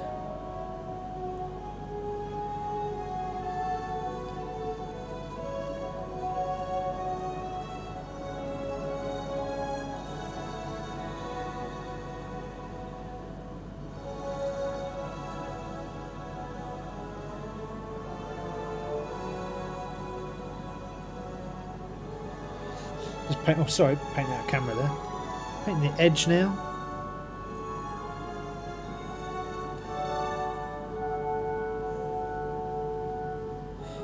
Go. Alrighty, so let's just leave that to dry for a moment. I don't think it's the right green still. I think that's too dark now, but I might try and mix up some colours this evening and see if I can find the right colour for it.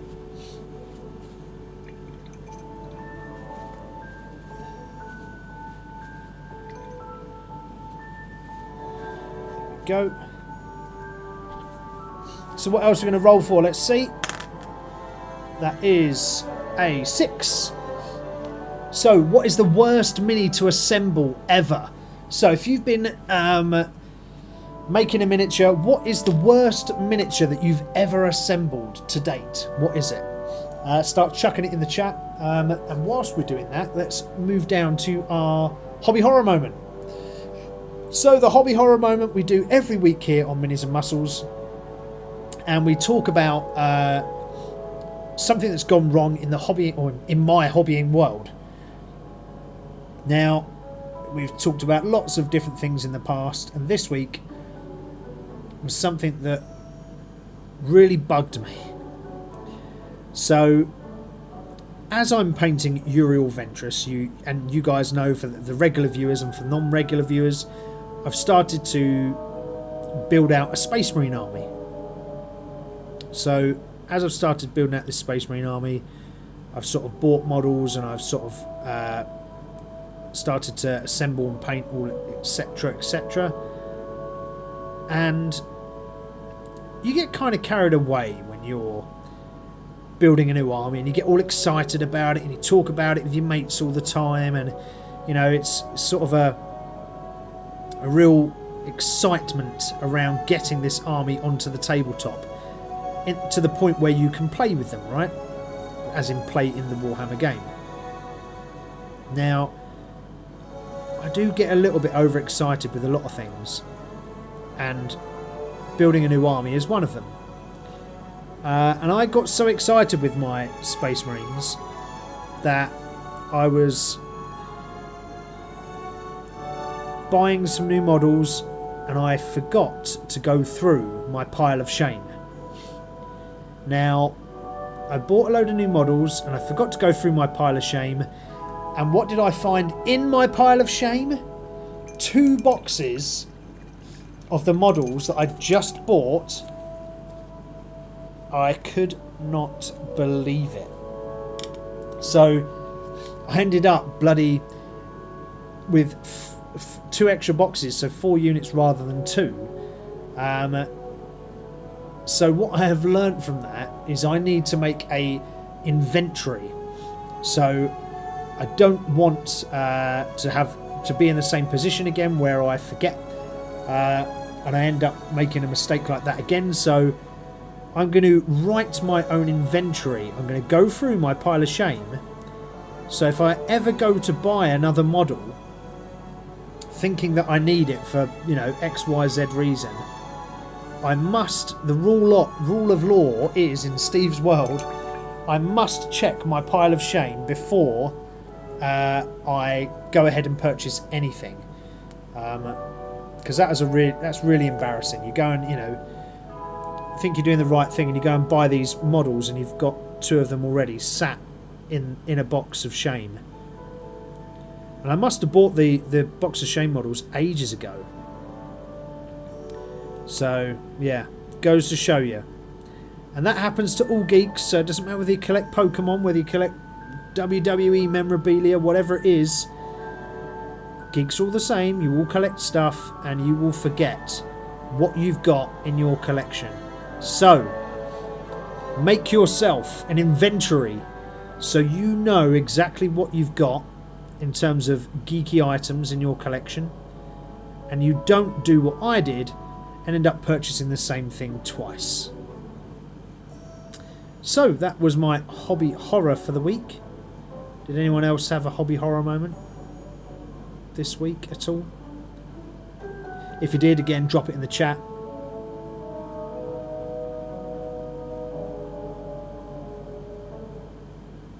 There we go. So there's that part. It's got gold up here as well.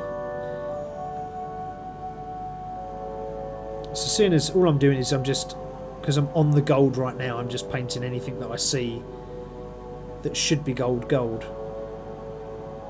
I'm not really painting in a logical order as such. I guess that is kind of logical. But I kind of often flipped between this area to that area to this area. So apologies if you feel like I'm sort of flitting between areas when I paint.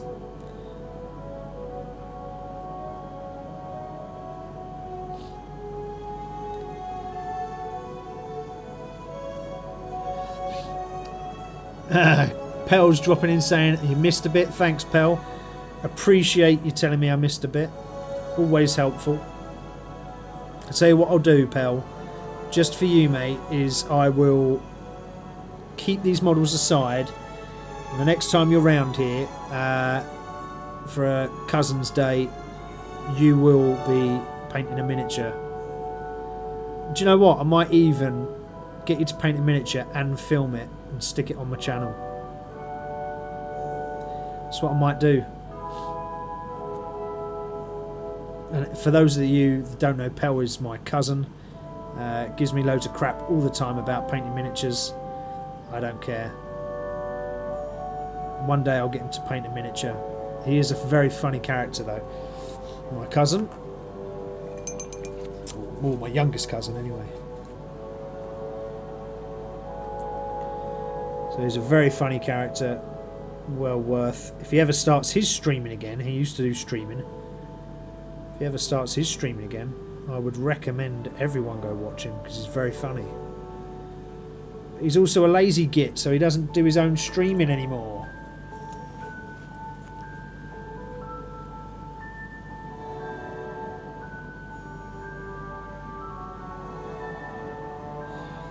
There we go. What do we reckon so far?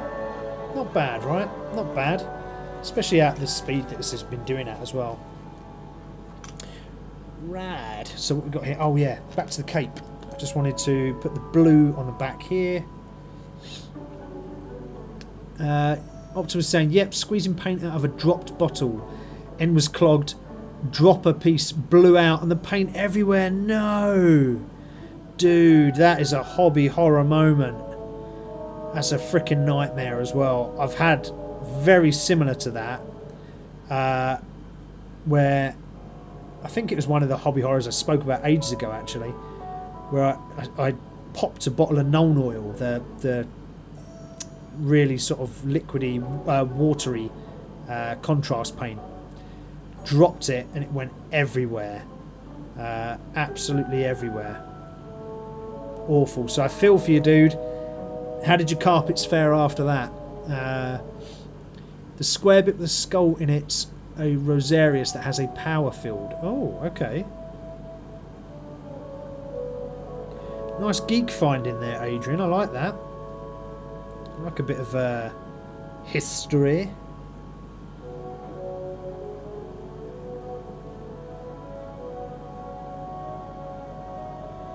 So what I'm doing there is just painting the inside of the collar as well, just because otherwise it's a pain in the arse to get to once you've glued the head in place. It's just a nightmare. So if you can, you might as well paint it beforehand.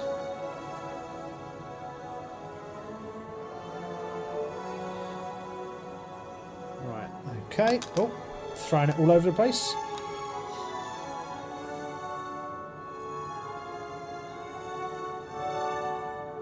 Go.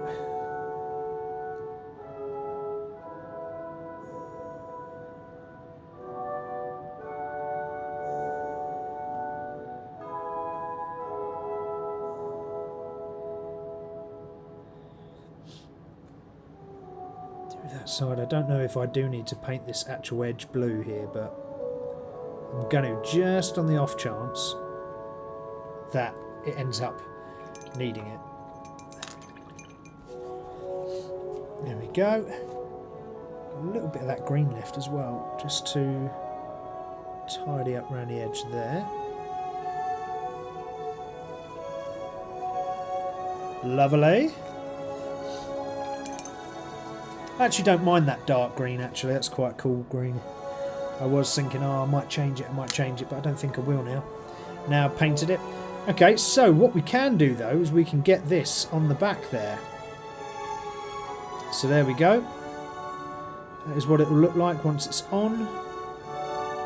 Pretty sweet. Okay, let's get the cape. Let's glue him in. In fact, I'm actually just gonna...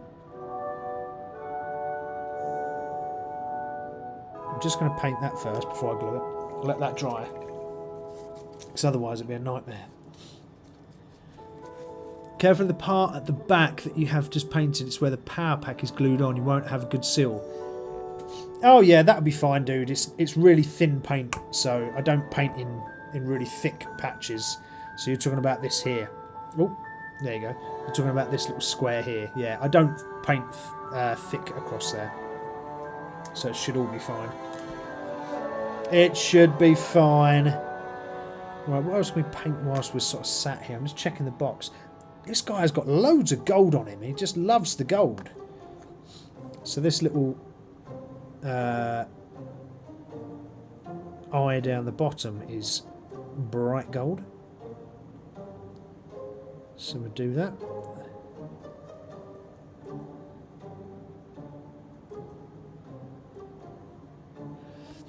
There we are. What else is being said? Oh, nothing at the moment.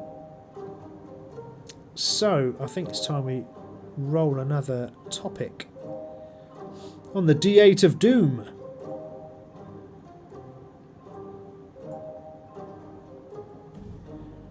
Quite happy actually, I haven't had to put on my geek glasses to see what I'm doing yet. Which is quite nice, it's a bit novel because quite often I always have to wear the geek glasses. Because I can't see crap all.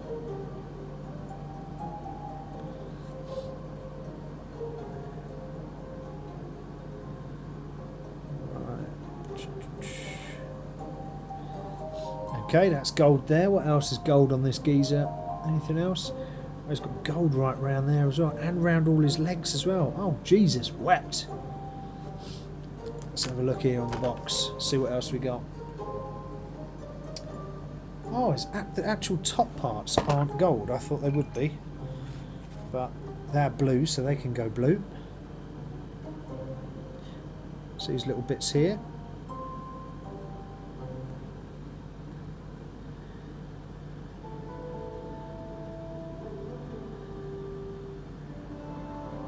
There we are.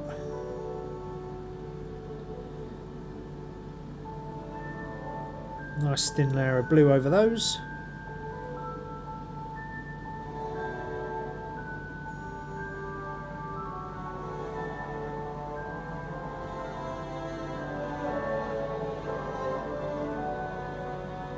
Sweet.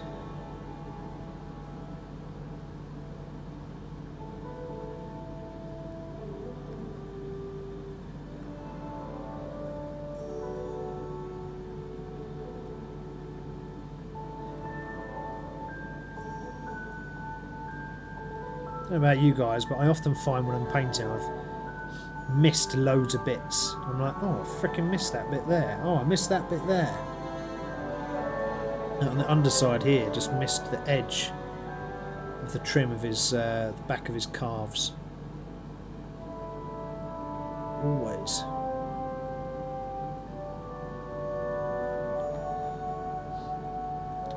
There we go.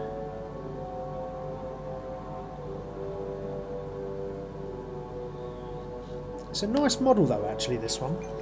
Like, sometimes you get a model and it can be a bit boring or a bit bland. This model is actually really nice to paint. It's dead simple, dead easy. And it's just a nice model to look at. Nice details on it. All stands out pretty well. So it's not difficult to paint. As you can see, the colour on this model has sort of flown onto it. So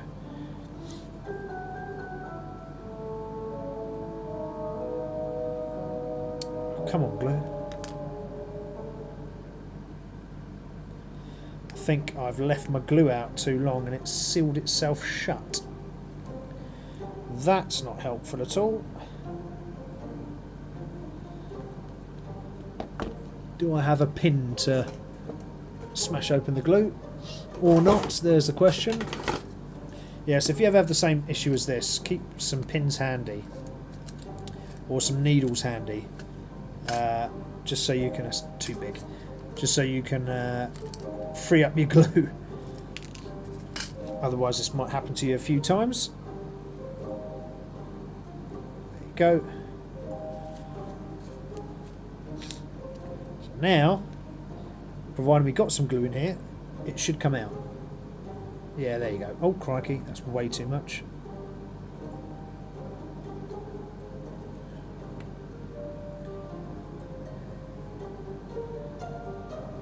Go.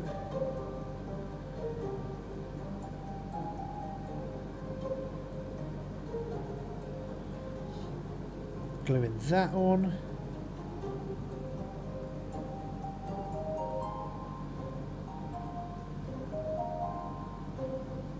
That's good. Okay, we can get the instructions back out and find out where the friggin' hell we are.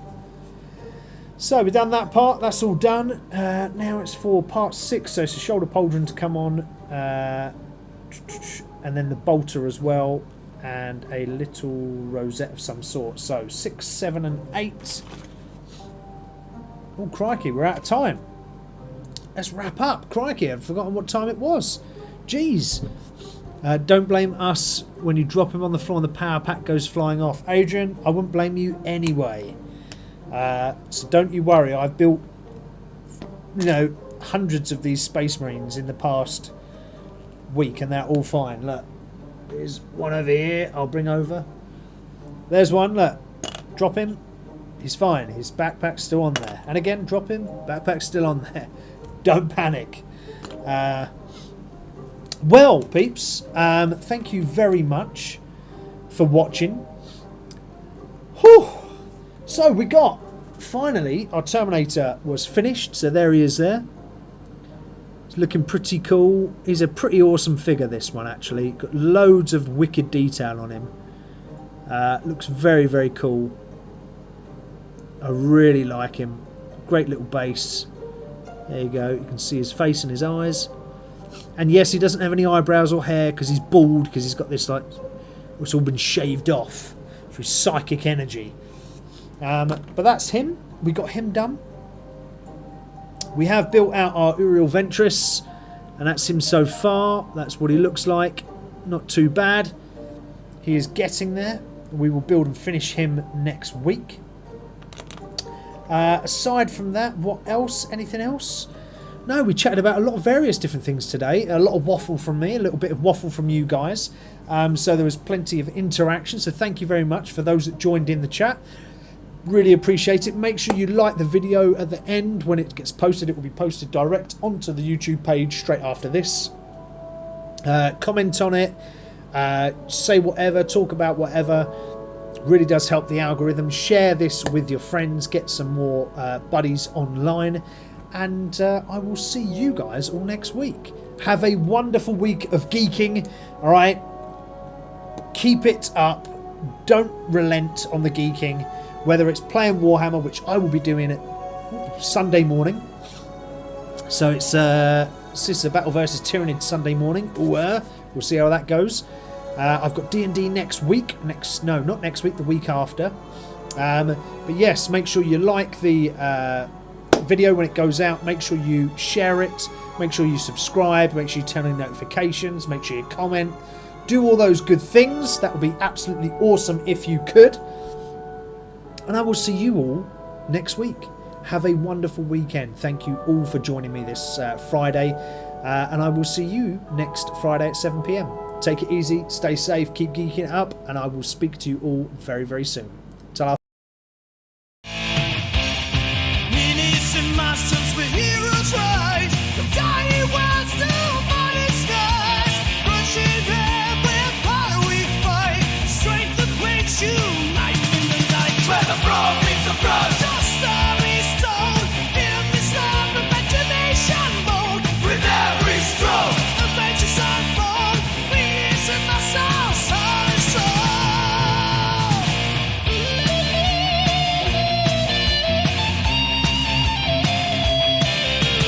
Guidance in hand and worlds to explore. Roll the future, hear the dice roar. Gaining realms of muscles drawn. Together in this place where we belong. Doting spells, casting dreams until the dawn. Leveling up and the world to follow. With painted heroes shining bright. Venturing on.